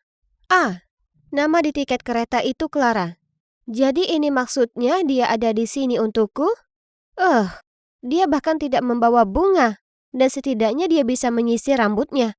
Jadi ternyata itu Danny, pengelola sekaligus pemilik homestay tersebut. Sejujurnya, jika bukan karena keadaan ini, Aku tidak akan pernah menginjakan kaki di tempat bodoh ini. Oh, betapa hari ini semakin buruk. Tanpa diizinkan mengistirahatkan kakiku yang lelah, Denny memberiku pekerjaan. Bersih-bersih. Ini cuma lelucon, kan? Kukuku tidak dibuat untuk pekerjaan kasar. Kehidupan di sini sangat buruk. Aku harus bangun pagi-pagi sekali hingga hari masih gelap. Lalu membersihkan selusin kamar tua yang berdebu. Setelah itu, aku akan mencuci pakaian, mengeringkan handuk dan spray, melipatnya dan menatanya dengan rapi di setiap kamar. Siang harinya, aku juga harus membantu chef di sini, Anna, menyiapkan makan siang. Dan aku juga terpaksa mencuci segunung piring kotor. Aku belum pernah melakukan pekerjaan konyol seperti ini di rumah. Sebaliknya, pekerjaan itu selalu dilakukan untukku. Tidak menyangka mereka akan melelahkan seperti ini. Kamu harus menatanya agar tidak rusak. Dari mana datangnya cowok usil ini? Apa kamu menceramahiku? Jawabku dengan kesal dan pergi. Tiba-tiba, oh tidak, ini ke-9 kalinya aku merusak barang sejak aku tiba di sini. Dan itu belum termasuk kukuku yang patah. Aku segera membungkuk untuk membersihkan. Tapi aduh, aku melukai jariku di salah satu bagiannya. Cowok itu dengan cepat berlari dan membalut lukaku. Bon, itu namaku. Hah? Apa ini? Apa dia baru saja mengedipkan mata padaku? Jantungku berdebar kencang. Maksudku, dia manis. Ya, dia sungguh manis. Aku ke... Clara, lakukan hal lain. Serahkan ini padaku.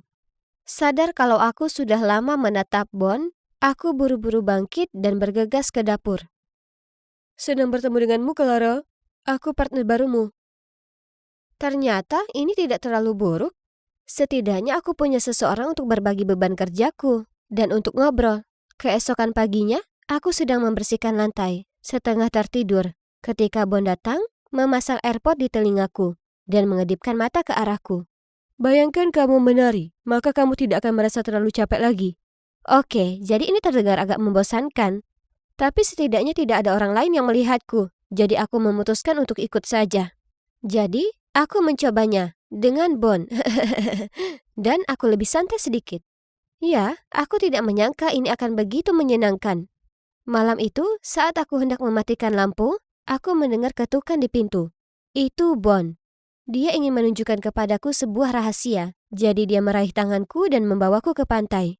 Ya, kami berpegangan tangan. Dan tangannya sangat hangat. Dia membawaku ke pantai berpasir dan menyorotkan senternya ke kakinya.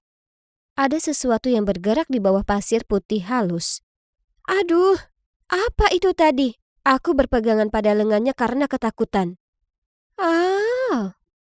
Kura-kura kecil, seruku saat mereka perlahan muncul dari bawah pasir.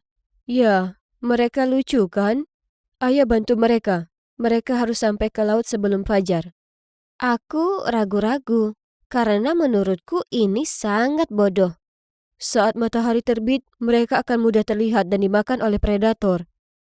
Baiklah, karena Bon memohon, aku tidak punya pilihan selain mengorbankan jam tidurku untuk mengantar bayi penyu ke laut. Kenapa ibu mereka menelantarkan bayinya begitu saja? Ibunya melindungi mereka ketika mereka masih berupa telur, dan sekarang saatnya bagi mereka untuk mulai menjaga diri mereka sendiri. Aku yakin mereka tak keberatan, soalnya mereka semua berusaha sekuat tenaga untuk merangkak menuju laut. Tapi kitalah yang membantu mereka, maka mereka berterima kasih padamu. Dan padaku juga. Wah, aku belum pernah merasa seperti ini sebelumnya. Rasanya hatiku sakit, tapi dalam arti yang baik. Kalau dipikir-pikir, aku kira ini pertama kalinya aku membantu orang lain sebelumnya. Sekarang aku agak mengerti kenapa orang tuaku melakukan apa yang mereka lakukan. Mereka hanya ingin aku lebih mandiri dan berhenti bergaul dengan cewek-cewek yang sombong dan suka pamer. Mereka pasti akan senang jika bisa melihatku sekarang, bersama cowok manis dan lembut ini. Dia benar-benar kebalikan dari anak-anak kaya di tempatku tinggal. Saat aku terluka, dia memastikan aku baik-baik saja. Dia membuka mataku terhadap pengalaman baru. Dan dia tidak mencoba membuatku terkesan dengan bunga bodoh dan hadiah mahal. Aku memikirkan Bon sepanjang hari. Dan ini adalah hari ke-1001 aku mengintipnya. Aku pikir aku harus menyatakan perasaanku sebelum aku menjadi gila.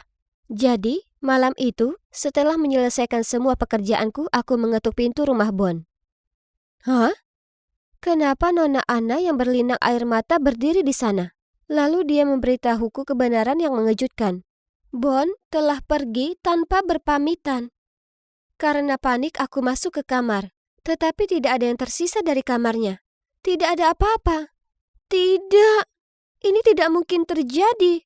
Aku bahkan belum sempat menyatakan perasaanku. Keesokan harinya, aku merasa sangat sedih. Sayang sekali tidak ada Bon di sini.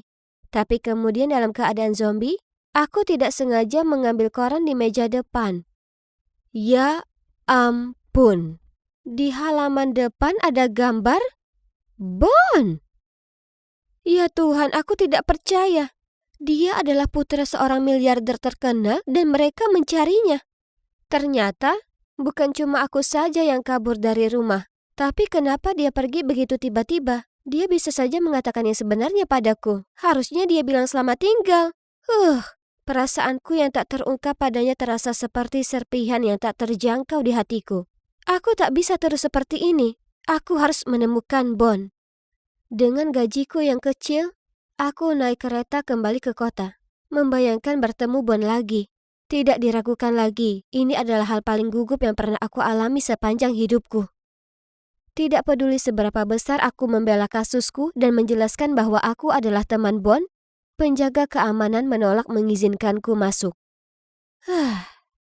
Aku hendak pergi, ketika tiba-tiba aku melihat Bon dari jauh.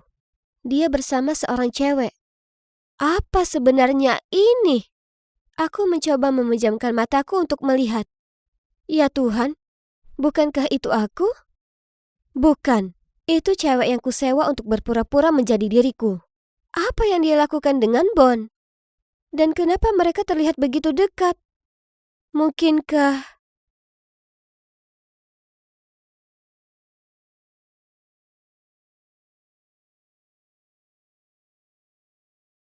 Hei, ada apa denganmu? Jangan berpikir kau lebih baik karena kau menolong semua orang yang kau lihat. Oh, jadi sekarang kita harus jujur? Baiklah, giliranku.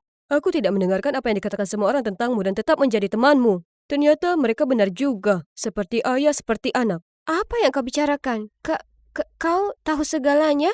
Ya, aku tidak bodoh. Itu belum semuanya. Sekarang akhirnya aku percaya ayahku meninggal dalam kebakaran itu karena kecerobohan ayahmu. Ayahnya termasuk di antara korban dalam kebakaran itu? Kakiku tidak bisa bergerak, dan otot-ototku menegang karena syok untuk beberapa saat sebelum aku bisa menyeret hatiku yang berat dan pikiran-pikirannya hancur ke tempat lain. Aku turut berduka atas ayahnya, tapi aku juga merasakan sakit. Bukan hanya karena cowok yang kusukai bersikap kejam padaku, tetapi juga karena ternyata dia tidak berbeda dari orang lain.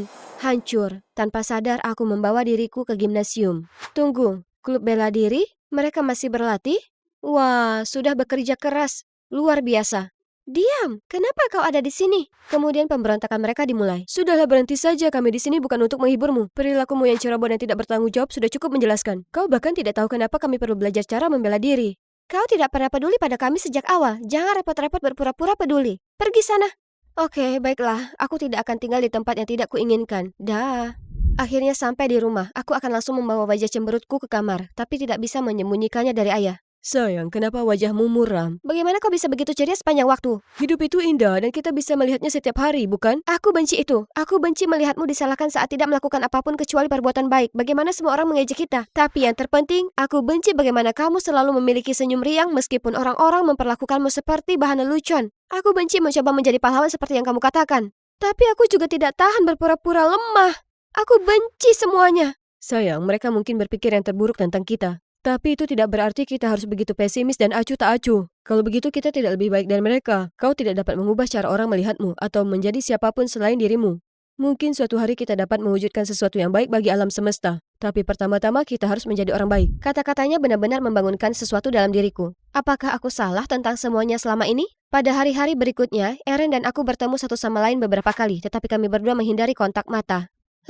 Itu jalan buntu. Tapi cowok bukanlah masalah terbesarku. Sekarang aku ingin membalik naskah dan memulai lagi semuanya. Tapi dari mana?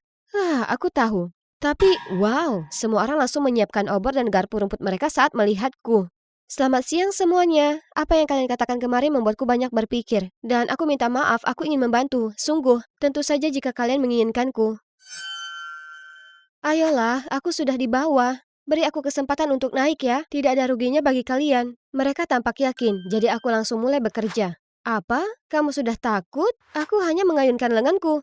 Sepertinya apa yang telah mereka latih tidak berhasil. Jadi kuputuskan menempatkan mereka pada regimen peningkatan kekuatan di samping sesi 1 lawan 1 denganku. Selain itu, aku membangun profil setiap anggota yang merinci kelemahan mereka dan bagian mana yang harus mereka tingkatkan. Kebanyakan dari kami tidak tinggi atau atletis. Bagaimana kalau menunjukkan cara menggunakan senjata? Seperti pisau lipat, nunchaku, dan kapak. Serius?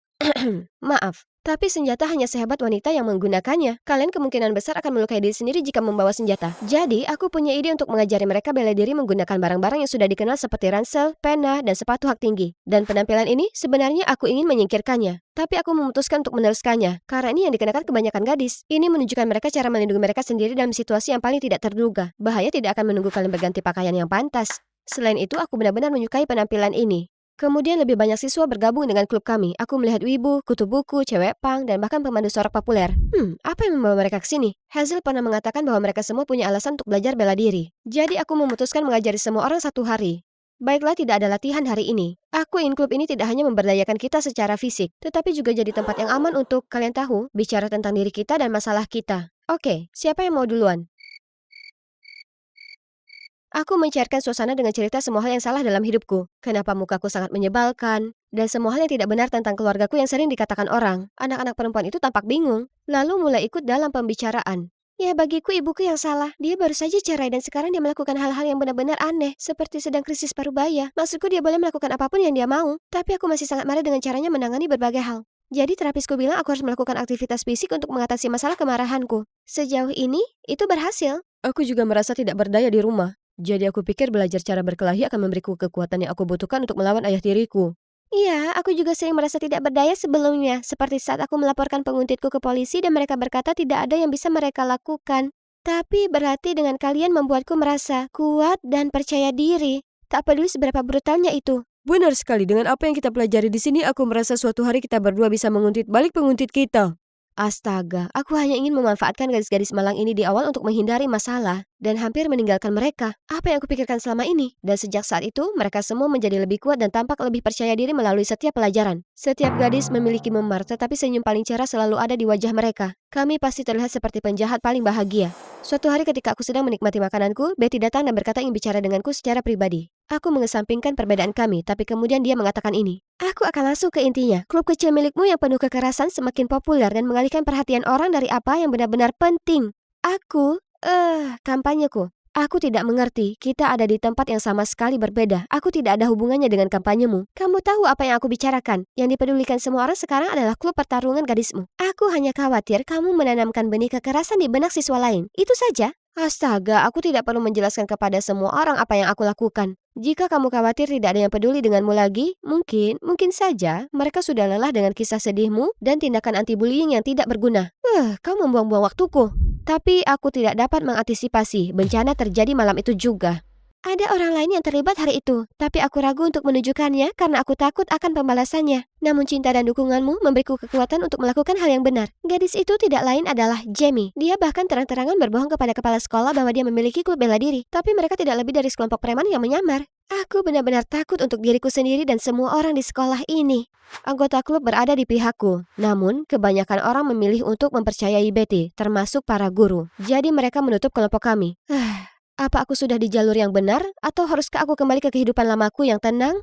Keesokan harinya, seluruh klub datang untuk menghiburku. Jangan menangis karena ini sudah berakhir. Tersenyumlah karena ini sudah terjadi. Lupakan saja dia sudah menyuruh pasukan Sims-nya berperang dengan tim Betty. Tapi dari lubuk hati kami, terima kasih. Aku tidak bisa melakukan apapun tanpa kalian. Ini salahku, klub ditutup. Jamie, kami menjadi pejuang berkatmu. Kau pejuang sejati. Aku sedang berjalan pulang, merasa jauh lebih baik daripada kemarin ketika aku melihat orang terakhir yang ingin kulihat. Betty, yang sedang bersama pengganggunya. Betty, kau baik-baik saja? Tampaknya lebih baik. Lihat, aku bersama teman-temanku.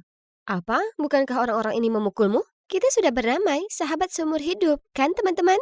Kau terlalu banyak bicara. Sekarang apa? Apa masalahnya? Aaron datang entah dari mana dan menarikku keluar. Kemudian mereka mencoba untuk berkelahi dengannya, tapi Betty mencegahnya. Kemudian kami berjalan bersama tanpa sepatah kata pun terucap. Ketika ucapan terima kasih sudah hampir terucap, dia sudah pergi ke arah lain. Kemudian pada hari itu aku mengetahui bahwa Betty berhutang uang pada mereka dan hampir tidak dapat membayarnya. Oleh karena itu mereka mengintimidasinya. Sekarang setelah masalah itu selesai, mereka kembali berteman. Persahabatan mereka membuatku menangis. Aku tidak perlu repot-repot dengan itu karena aku sudah tahu Betty tidak sepenuhnya murni dan polos saat itu. Keesokan paginya, Betty menyeretku ke samping begitu aku tiba di sekolah. Mencari kambing hitam favoritmu? Di mana penyerang sahabatmu? Yang mengejutkan, dia ingin meminta maaf. Jamie, aku janji itu tak akan terjadi lagi. Dia bahkan mengatakan Aaron lah yang menyuruhnya untuk mengubah kebiasaannya. Wah, itu tidak penting lagi. Tolong jangan beritahu siapapun tentang ini. Orang tuaku akan mencukur semua rambutku dan menggunakan kepala botakku yang berkilau sebagai cermin jika mereka tahu. Terserahlah, aku bukan pengadu. Tapi menurutmu berapa lama kau bisa lolos dengan ini? Simpati orang-orang akan habis suatu hari nanti. Apa kau akan meminta mereka meninju lagi agar bisa punya cerita sedih lagi? Lalu aku pergi dengan marah, meninggalkannya mematung di tempat. Ini Senin, berarti aku harus menghadiri pertemuan klub. Tapi karena kami dilarang, aku tidak punya hal lebih baik untuk dilakukan. Sangat bosan. Tiba-tiba aku melihat asap mengepul dari kejauhan. Arah itu ruangan gym. Aku bertindak berdasarkan insting dan berlari ke arahnya. Saat aku mendekati api, aku menyadari apinya jauh lebih besar dari yang kukira. Lebih buruk lagi, aku mendengar seseorang berteriak minta tolong dari dalam. Jadi aku menekan alarm kebakaran. Tetapi begitu alarm berbunyi, kenangan tentang kebakaran di masa lalu dan ayahku berlari menghampiriku. Itu membuat kakiku tetap berpijak di sana. Pada saat ini banyak orang mendengar alarm dan datang untuk membantu memadamkan api. Untuk apa berdiri di sana? Tolong kami. Heyo, apakah dia yang menyebabkan ini? Minggir, tidak berguna. Gambar bekas luka ayah memenuhi kepalaku. Aku hanya ingin meledak. Apakah sejarah terulang kembali? Apakah orang-orang akan mati? Jamie! Jamie! Jamie! Aku terbangun oleh panggilan teman-temanku dari klub. Mereka juga bantu, tapi air dan pasir sebanyak ini tidak dapat berbuat banyak untuk memadamkan api yang terus membesar. Dalam sekejap, aku merobek sepotong bajuku, mencelupkannya ke dalam air, lalu melilitkannya di wajahku sebelum berlari masuk ke dalam gedung yang terbakar, sementara semua orang terkesiap melihatku. Asap hitam menutupi pandanganku. Aku berlari lebih jauh ke dalam dan menunjukkan jalan keluar kepada siapapun yang selamat. Yang mengejutkan, aku menemukan Betty, menggigil dan gemetar. Aku memanggil namanya beberapa kali, tetapi tidak ada jawaban. Tanpa berpikir, aku menggendongnya keluar dalam pelukanku. Begitu kami keluar, aku melihat Aaron mencoba memberitahuku sesuatu. Tapi aku tidak mendengar sepatah kata pun karena aku terpaku mencari lebih banyak korban selamat di sana. Tiba-tiba sirine mobil pemadam kebakaran menyadarkanku dan aku berhenti. Petugas pemadam datang. Ayahku datang. Mereka dengan cepat mengurus sisanya. Tapi seragam ayahku terbakar sampai harus dilepas. Saat itulah ia secara tidak sengaja memperlihatkan lukanya. Ketika api telah padam dan tidak ada seorang pun yang tersisa di dalam, aku bergegas menghampiri ayahku untuk memeluknya erat-erat. Ayah, ayah benar. Akhirnya aku berhasil. Kemudian beberapa penduduk kota datang untuk menjemput anak-anak mereka dan aku melihat mereka melihat bekas luka ayahku dengan ekspresi terkejut bodoh di wajah mereka. Apa yang kalian lihat? Kalian pikir tubuh seorang pemadam kebakaran itu sempurna? Itu yang dia dapatkan karena mencoba menyelamatkanmu dan keluargamu dalam kebakaran tragis itu dan selama bertahun-tahun. Dia seharusnya dipuji sebagai pahlawan kalian. Tapi sebaliknya, yang dia dapatkan hanyalah kecacatan dan wajah kalian yang tidak tahu terima kasih. Ayah harus menahanku agar kata-kata kasar tidak keluar dari mulutku. Mereka harus mendengarnya. Butuh beberapa saat sebelum beberapa orang mendekati ayahku, menanyakan kabarnya dan meminta maaf karena memperlakukannya dengan buruk, serta mengabaikan kontribusinya terhadap kota. Hei, luapan emosiku membantu. Setelah kejadian itu, aku menghabiskan beberapa hari di rumah. Gadis-gadis itu mengatakan bahwa Betty mengaku membakar gym itu agar dia bisa berperan sebagai korban dan menjadi pusat perhatian sekali lagi. Betty hanya menghubungi Aaron karena dia ingin Aaron menyelamatkannya secara khusus. Tapi apinya ternyata sangat besar dan menyebar seperti api yang membakar hutan. Tragisnya, Aaron tidak berhasil tiba tepat waktu sementara Betty sama sekali tidak menyadari keberadaan siswa lain di pusat kebugaran pada saat itu, dan secara tidak sengaja menjebak mereka. Akan ada konsekuensi yang mengerikan baginya apapun yang terjadi. Malam itu, aku membuka pintu dan melihat wajah yang tidak asing. Hai. Hai. Bagaimana keadaanmu? Aku sangat khawatir. Tunggu, ayo kita pergi ke tempat lain. Aku tidak menanggapi pesan Betty dengan serius sampai aku mendengar kau akan mengalami kebakaran. Maafkan aku minta maaf tentang terakhir kali kita bicara. Aku sangat marah karena mengatakan semua hal yang salah tentangmu. Aku juga sangat menyesal tentang ayahmu. Tidak apa-apa dan keluargaku dan aku harusnya terima kasih kepada ayahmu dan timnya. Tanpa mereka, ibuku tidak akan ada sekarang. Tidak apa-apa, aku juga tidak sepenuhnya jujur. Sebenarnya aku tahu, sejak hari kita berselisih, aku masih terus memperhatikanmu. Aku tahu itu menyeramkan, tapi aku hanya ingin tahu kabarmu. Percaya atau tidak, aku diam-diam datang ke klub bela diri beberapa kali dan melihat kebaikan apa yang sebenarnya kau lakukan. Dan sekarang, maukah kau memberiku kesempatan untuk mengenal dirimu yang sebenarnya? Bro, kau yakin ingin mengenalku? Aku lihat kau sangat ingin meninggalkanku dan membantu siapa saja yang membutuhkan. Dan aku sudah muak dengan itu. Lagi pula, bukankah kau suka gadis yang manis, mungil, dan baik? Kata siapa? Apa ini tentang yang kubilang di kelas bahasa Inggris? Itu hanya agar gadis-gadis itu berhenti. Dan hal lainnya, kurasa aku agak menyesatkan, tapi begitulah naluriku bersikap kepada semua orang karena aku pikir itulah yang seharusnya dilakukan orang baik. Saat kau akhirnya menjadi pacarku, kau akan mendapatkan perlakuan istimewa seperti Aaron Taylor. Itu masih bukan pencapaian terbesarku tahun ajaran ini. Aku bisa berteman dengan orang-orang hebat ini, dan meskipun aku bukan pahlawan sejati, aku menemukan cara membantu mereka mengatasi beberapa masalah mereka. Percayakah kalian? Aku sangat senang telah melakukannya, dan akan senang melakukannya lagi.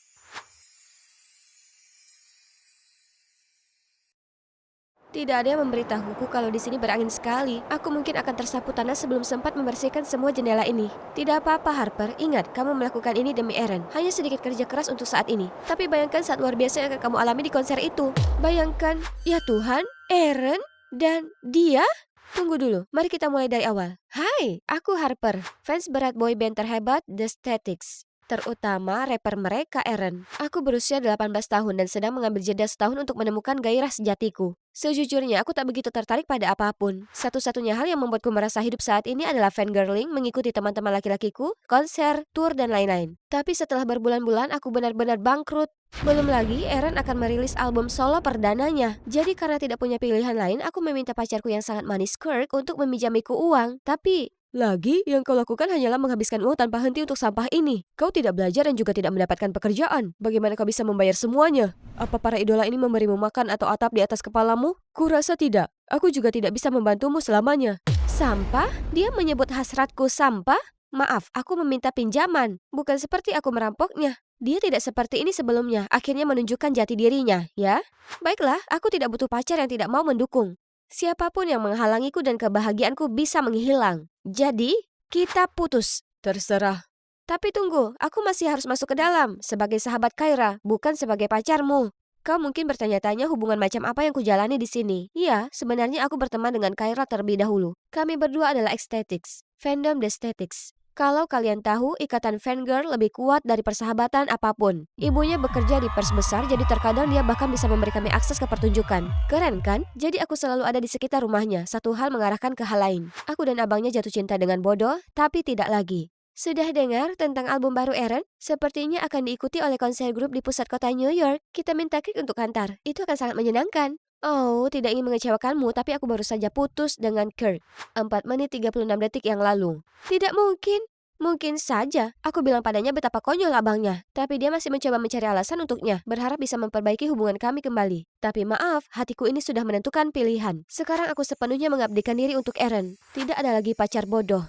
Dan begitulah akhirnya aku menerima pekerjaan berbahaya ini. Gajinya yang tinggi bisa membuatku membeli banyak album dan bahkan tiket konser. Tapi apa yang kudapatkan sebagai gantinya?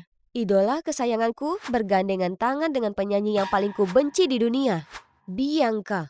Aaron dan Bianca bergegas ke jendela dan menyeretku masuk. Tolong jangan biarkan siapapun tahu ini. Kau mau apa? Tanda tangan? Tiket VIP? Tolonglah, kau mungkin tahu dua fandom kita seperti air dan minyak. Mereka sudah menentang kita dengan keras saat kolaborasi terakhir kali.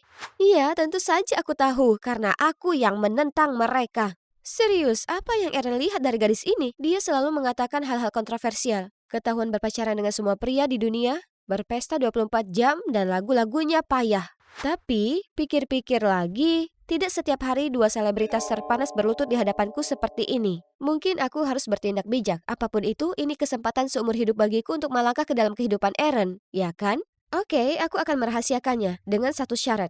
Izinkan aku menjadi manajer Bianca. Manajer Bianca? Siapa yang mencariku? Tunggu, siapa kau? Tapi dia bahkan tidak repot-repot menunggu jawabanku dan mulai menumpuk banyak barang untuk ditandatangani Bianca. Menjadi manajer bukanlah lelucon. Lihat, Will telah melakukan ini selama bertahun-tahun dan masih berjuang. Baiklah, lebih banyak alasan bagiku untuk turun tangan. Jadi aku berjalan menghampirinya untuk membantunya. Poster ini sedang. Lain kali biar aku yang urus. Percayalah, aku sudah merancang banyak hal untuk acara fans. Judul lagu kali ini bagus, tapi tanpa promosi yang bagus, jadinya jadi gagal. Aku sarankan membuat tantangan TikTok untuk promosi. Aku gadis seusia Bianca, aku lebih memahami dia dan para penggemarnya daripada kamu. Aku akan berguna, benar kan, teman-teman?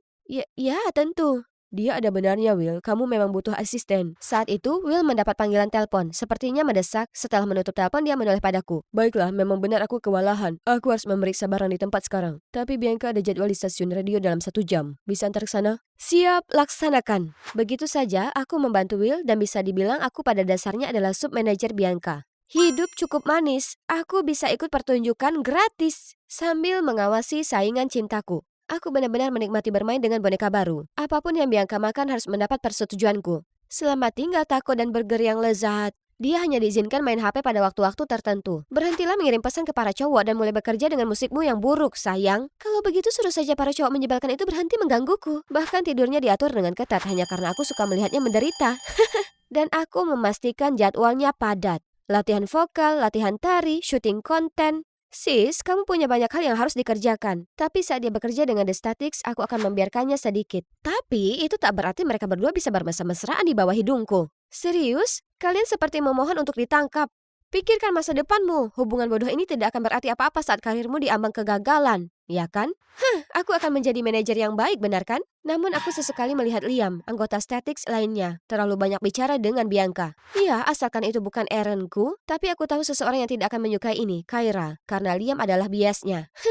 Aku rasa rumor itu benar, Liam adalah seorang playboy. Dan untuk mencegah Aaron melakukan hal yang sama, aku secara tidak sengaja mengatur jadwal Bianca agar 100% berbeda dengan Aaron, sehingga mereka tidak bisa bertemu. Namun, Bianca masih sering memintaku untuk memberinya hadiah. Dan yang mengejutkan, Aaron tidak terlalu kesal karena pacarnya tidak muncul. Aku rasa aku bisa membuatnya berada di level lain yang tidak bisa dilakukan Bianca. Kami segera banyak mengobrol dan bergaul juga. Dan dia benar-benar mengatakan tentang betapa tegangnya Bianca, bagaimana beberapa kebiasaannya yang menyebalkan membuatnya jengkel, dan bahwa bersamaku jauh lebih nyaman.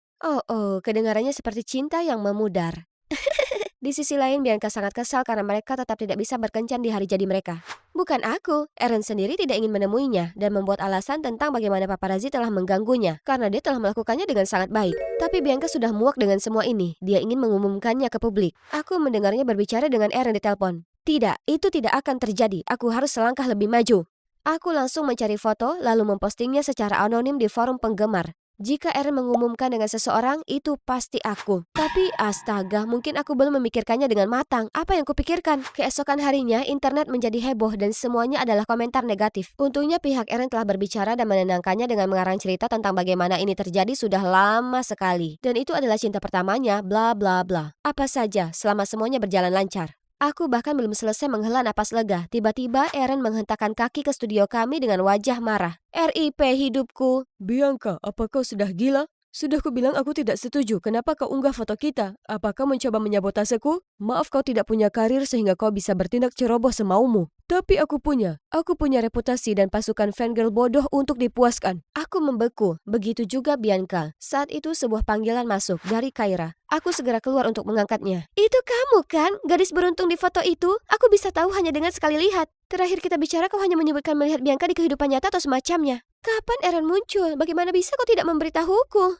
Aku tercengang, tidak tahu bagaimana menangani ini. Aku bilang ke Kyra untuk merahasiakannya, dan kita akan bicara nanti. Oke, mengerti. Tapi tolong bantu aku bertemu Liamku ya. Apa? Tidak, percayalah, dia hanya seorang pemain. Mereka semua begitu, lupakan dia. Jadi Kyra mengenaliku semudah itu. Tapi kenapa Aaron tidak? Dia bahkan mengira aku adalah pacarnya yang disebut Bianca. Foto itu juga diambil di balkon rahasia penthouse-nya yang dia bersumpah tidak pernah membawa siapapun ke sana sebelumnya. Karena terlalu banyak pikiran, aku berjalan ke tempatnya tetapi bertemu dengan Liam. Dia sedang berbicara dengan seorang gadis. Dia menyeka air matanya lalu pergi. Aku harus segera pergi, tidak ingin main-main dengan pemain lain sekarang. Harper! Apa? Jangan khawatir, aku tidak akan memberitahu siapapun tentang pacarmu yang ke-400 itu. Benar, itu pacar yang ke-400, tapi bukan pacarku. Ternyata cewek itu juga korban Aaron si tukang patah hati, bukan Liam. Liam selalu jadi orang yang membersihkan kekacauannya, memastikan cewek-cewek itu baik-baik saja, dan tidak akan melakukan hal-hal yang merusak reputasi band. Mungkin itu sebabnya publik menjulukiku sebagai playboy. Aku selalu ketahuan bersama cewek-cewek yang patah hati. Dan sekarang kau. Apa maksudmu? Aku baik-baik saja. Ayolah, aku tahu kau juga terjerat dalam jalinan cinta Aaron. Maaf, aku seharusnya sudah memperingatkanmu. Aku sudah coba mengisyaratkannya pada Bianca, tapi cewek itu terlalu tergila-gila padanya. Aku merasa sangat bodoh karena mengira aku bisa menjalani fantasi menjadi cewek Aaron dengan mudah. Selama ini kami semua menempatkan Aaron di atas tumpuan, sementara membiarkan Liam dituduh melakukan semua hal yang tidak pernah dilakukannya. Melalui Liam, aku mengetahui The Statics sedang mengalami masalah. Aaron ingin meninggalkan grup karena menganggap mereka beban, dan lebih baik berkarir sendiri. Tapi yang lainnya tahu akan menghancurkan hati para penggemar. Jadi mereka berkompromi dengan membiarkan Eren memiliki album solo sambil tetap bersama grup.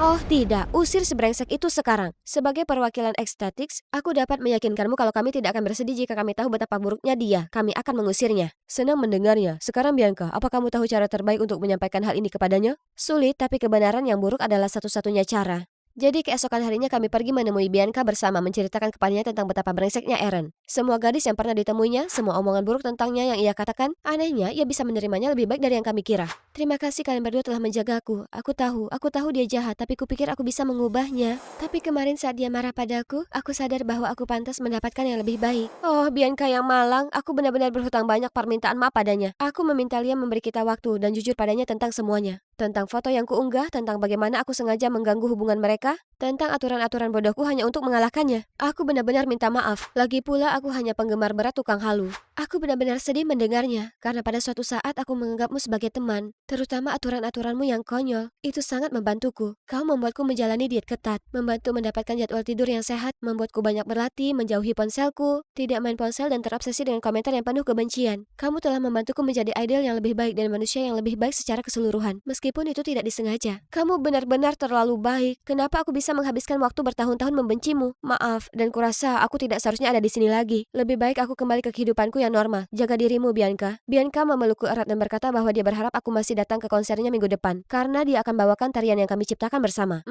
Liam cukup baik untuk menemaniku ke konser Bianca. Aku tanya pada Kyra apa dia ingin ikut, tapi dia malah kesal.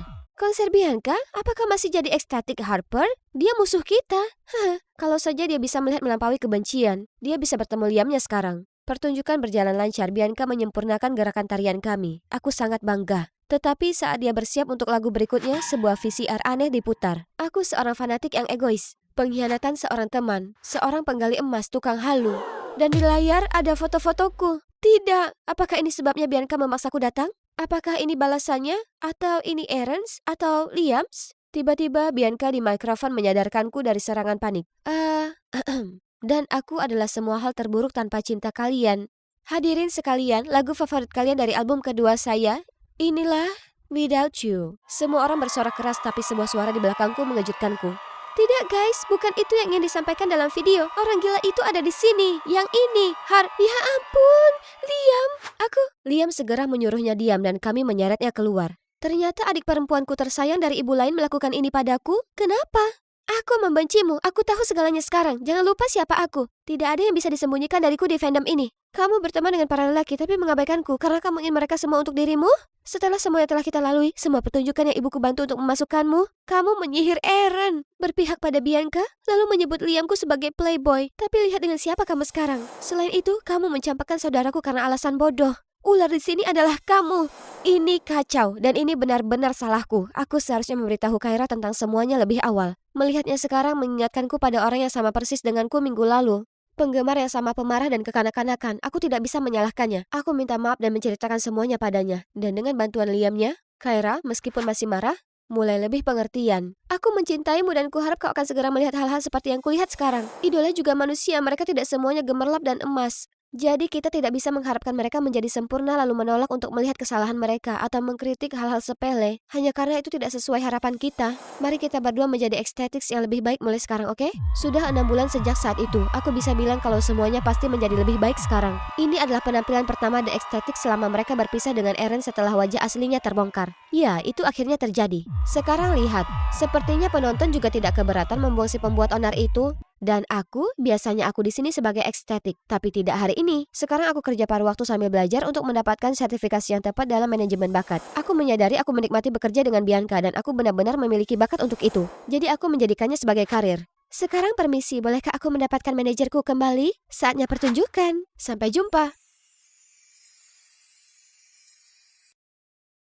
Hanya selangkah lagi masuk ke aula dan aku sudah bisa dengar segala macam bisik-bisik yang beredar. Apa yang terjadi? Apa kau lupa, Sandra? Ini hari Senin. Tidak lagi.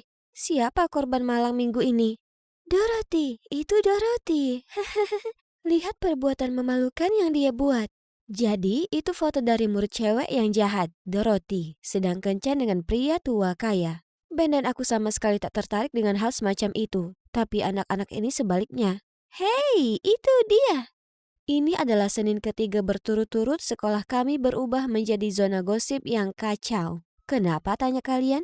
3 minggu lalu entah dari mana sekumpulan random kode QR muncul tersemat ke beberapa loker. Penasaran, kami menandainya dan mendapat akses ke blog misterius ini oleh seseorang yang disebut Satria Pendiam. Dia bilang dia ingin ekspos wajah asli dari sekolah bergengsi ini.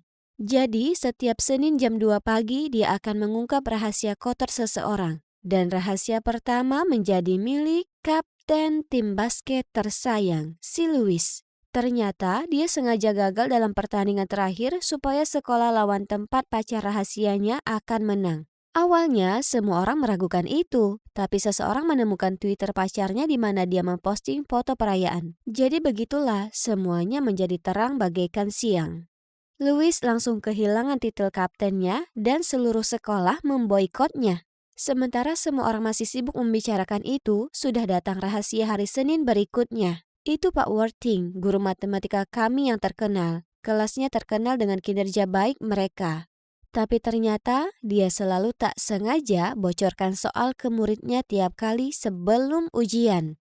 Rumor sudah sampai ke kepala sekolah dan ia langsung menyuruh orang memeriksa. Sayangnya itu benar, jadi Pak Worthing dipecat. Dan seperti yang kalian sudah dengar, Nona Dorothy kecil ini adalah korban malang yang ketiga. Jujur saja, jelas dia cewek yang tak terlalu baik. Dia mimpi buruk terutama untuk semua anak baru. Jadi saat rahasia memalukannya terungkap, semua orang entah kenapa tampak puas dan tak berhenti membicarakannya. BFF-ku si Mary tak terkecuali, karena Dorothy adalah saingan untuk statusnya sebagai Queen Bee. Saat makan siang, kami tiba di kantin, tapi anehnya tak ada yang mengantri makanan.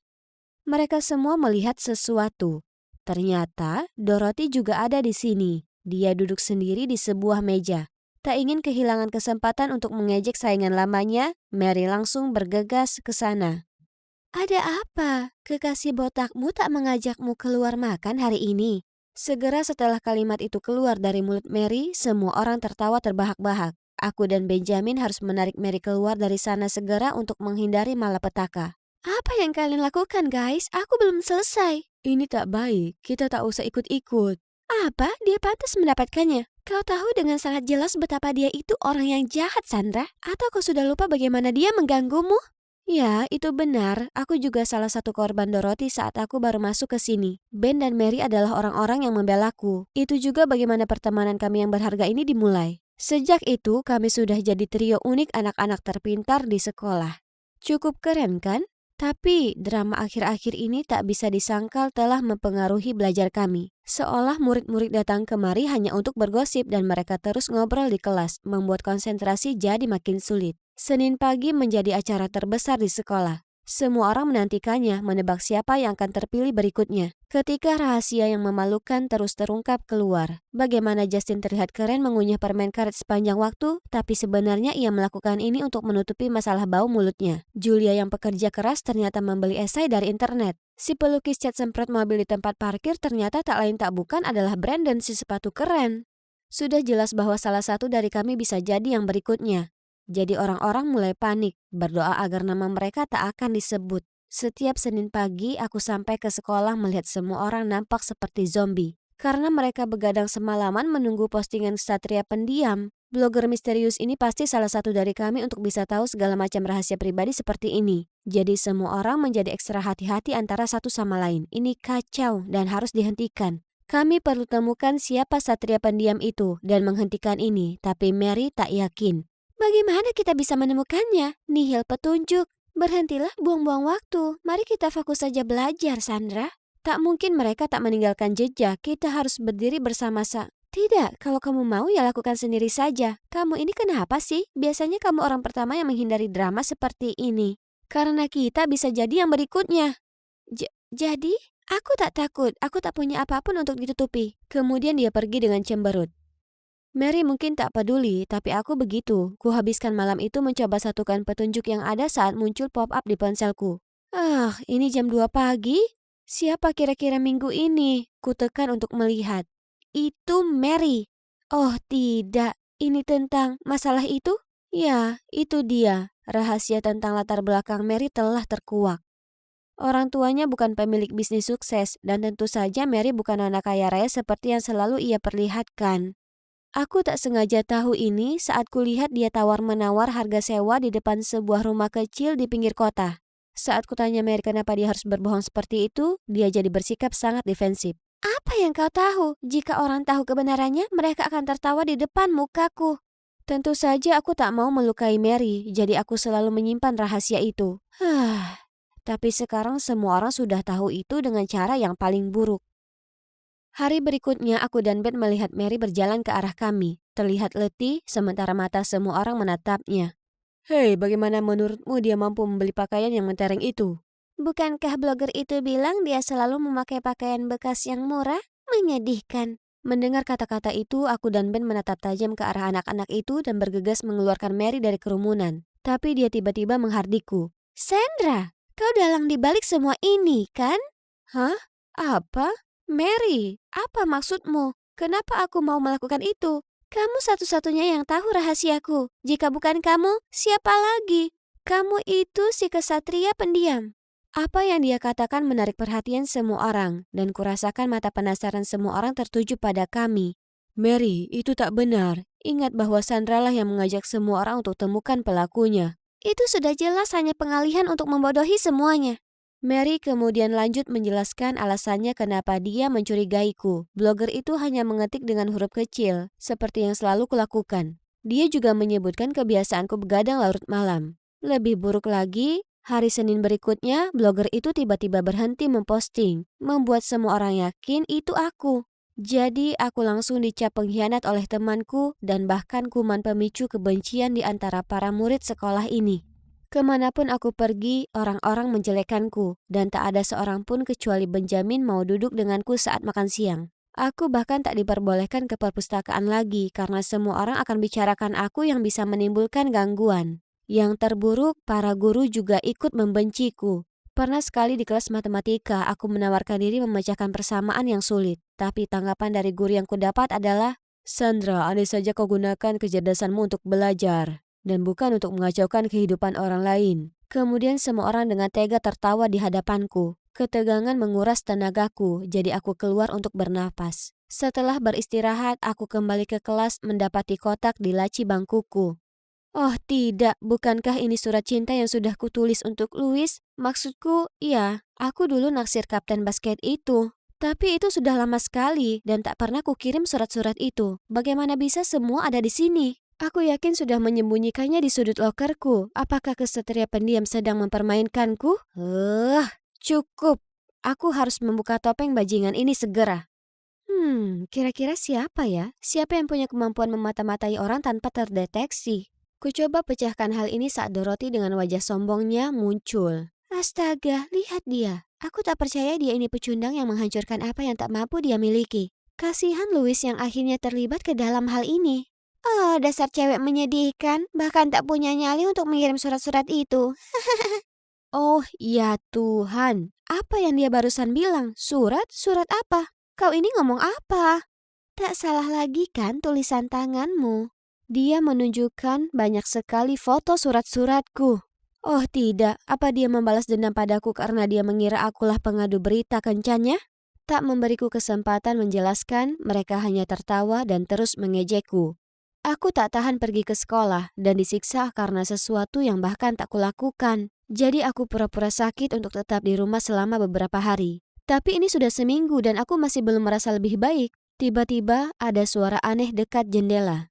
Ternyata itu adalah Benjamin. Sandra, berhentilah bersembunyi. Jangan biarkan mereka mengalahkanmu. Kau lebih baik dari ini. Apalagi yang bisa kulakukan? Semua orang yakin itu aku. Ikuti aku tahu seseorang yang bisa membantu. Sekarang aku sedang duduk di kafe dengan Benjamin. Dan Max, seorang jenius di bidang IT di sekolahku. Benjamin bersikeras cowok ini bisa membantu mengidentifikasi blogger anonim. Setelah beberapa menit memeriksa IP, Max sudah bisa melacaknya.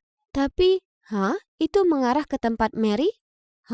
Tak mungkin, ini tak masuk akal. Aku harus bicara dengan Mary. Tenanglah, jangan bicara sepatah kata pun soal ini ke siapapun sekarang. Biar aku yang mengurusnya. Aku tak tahu apa yang sedang direncanakan Benjamin. Dia bilang dia bisa membantuku memecahkan kasus itu. Tapi berhari-hari tak ada yang terjadi. Dia memaksaku menonton pertandingan basket ini. Apa tujuannya? Ini hanya memberi kesempatan lainnya mengolokku lebih jauh. Saat terhanyut dalam pikiranku, tiba-tiba ku dengar suara seseorang di pengeras suara. Itu adalah Benjamin.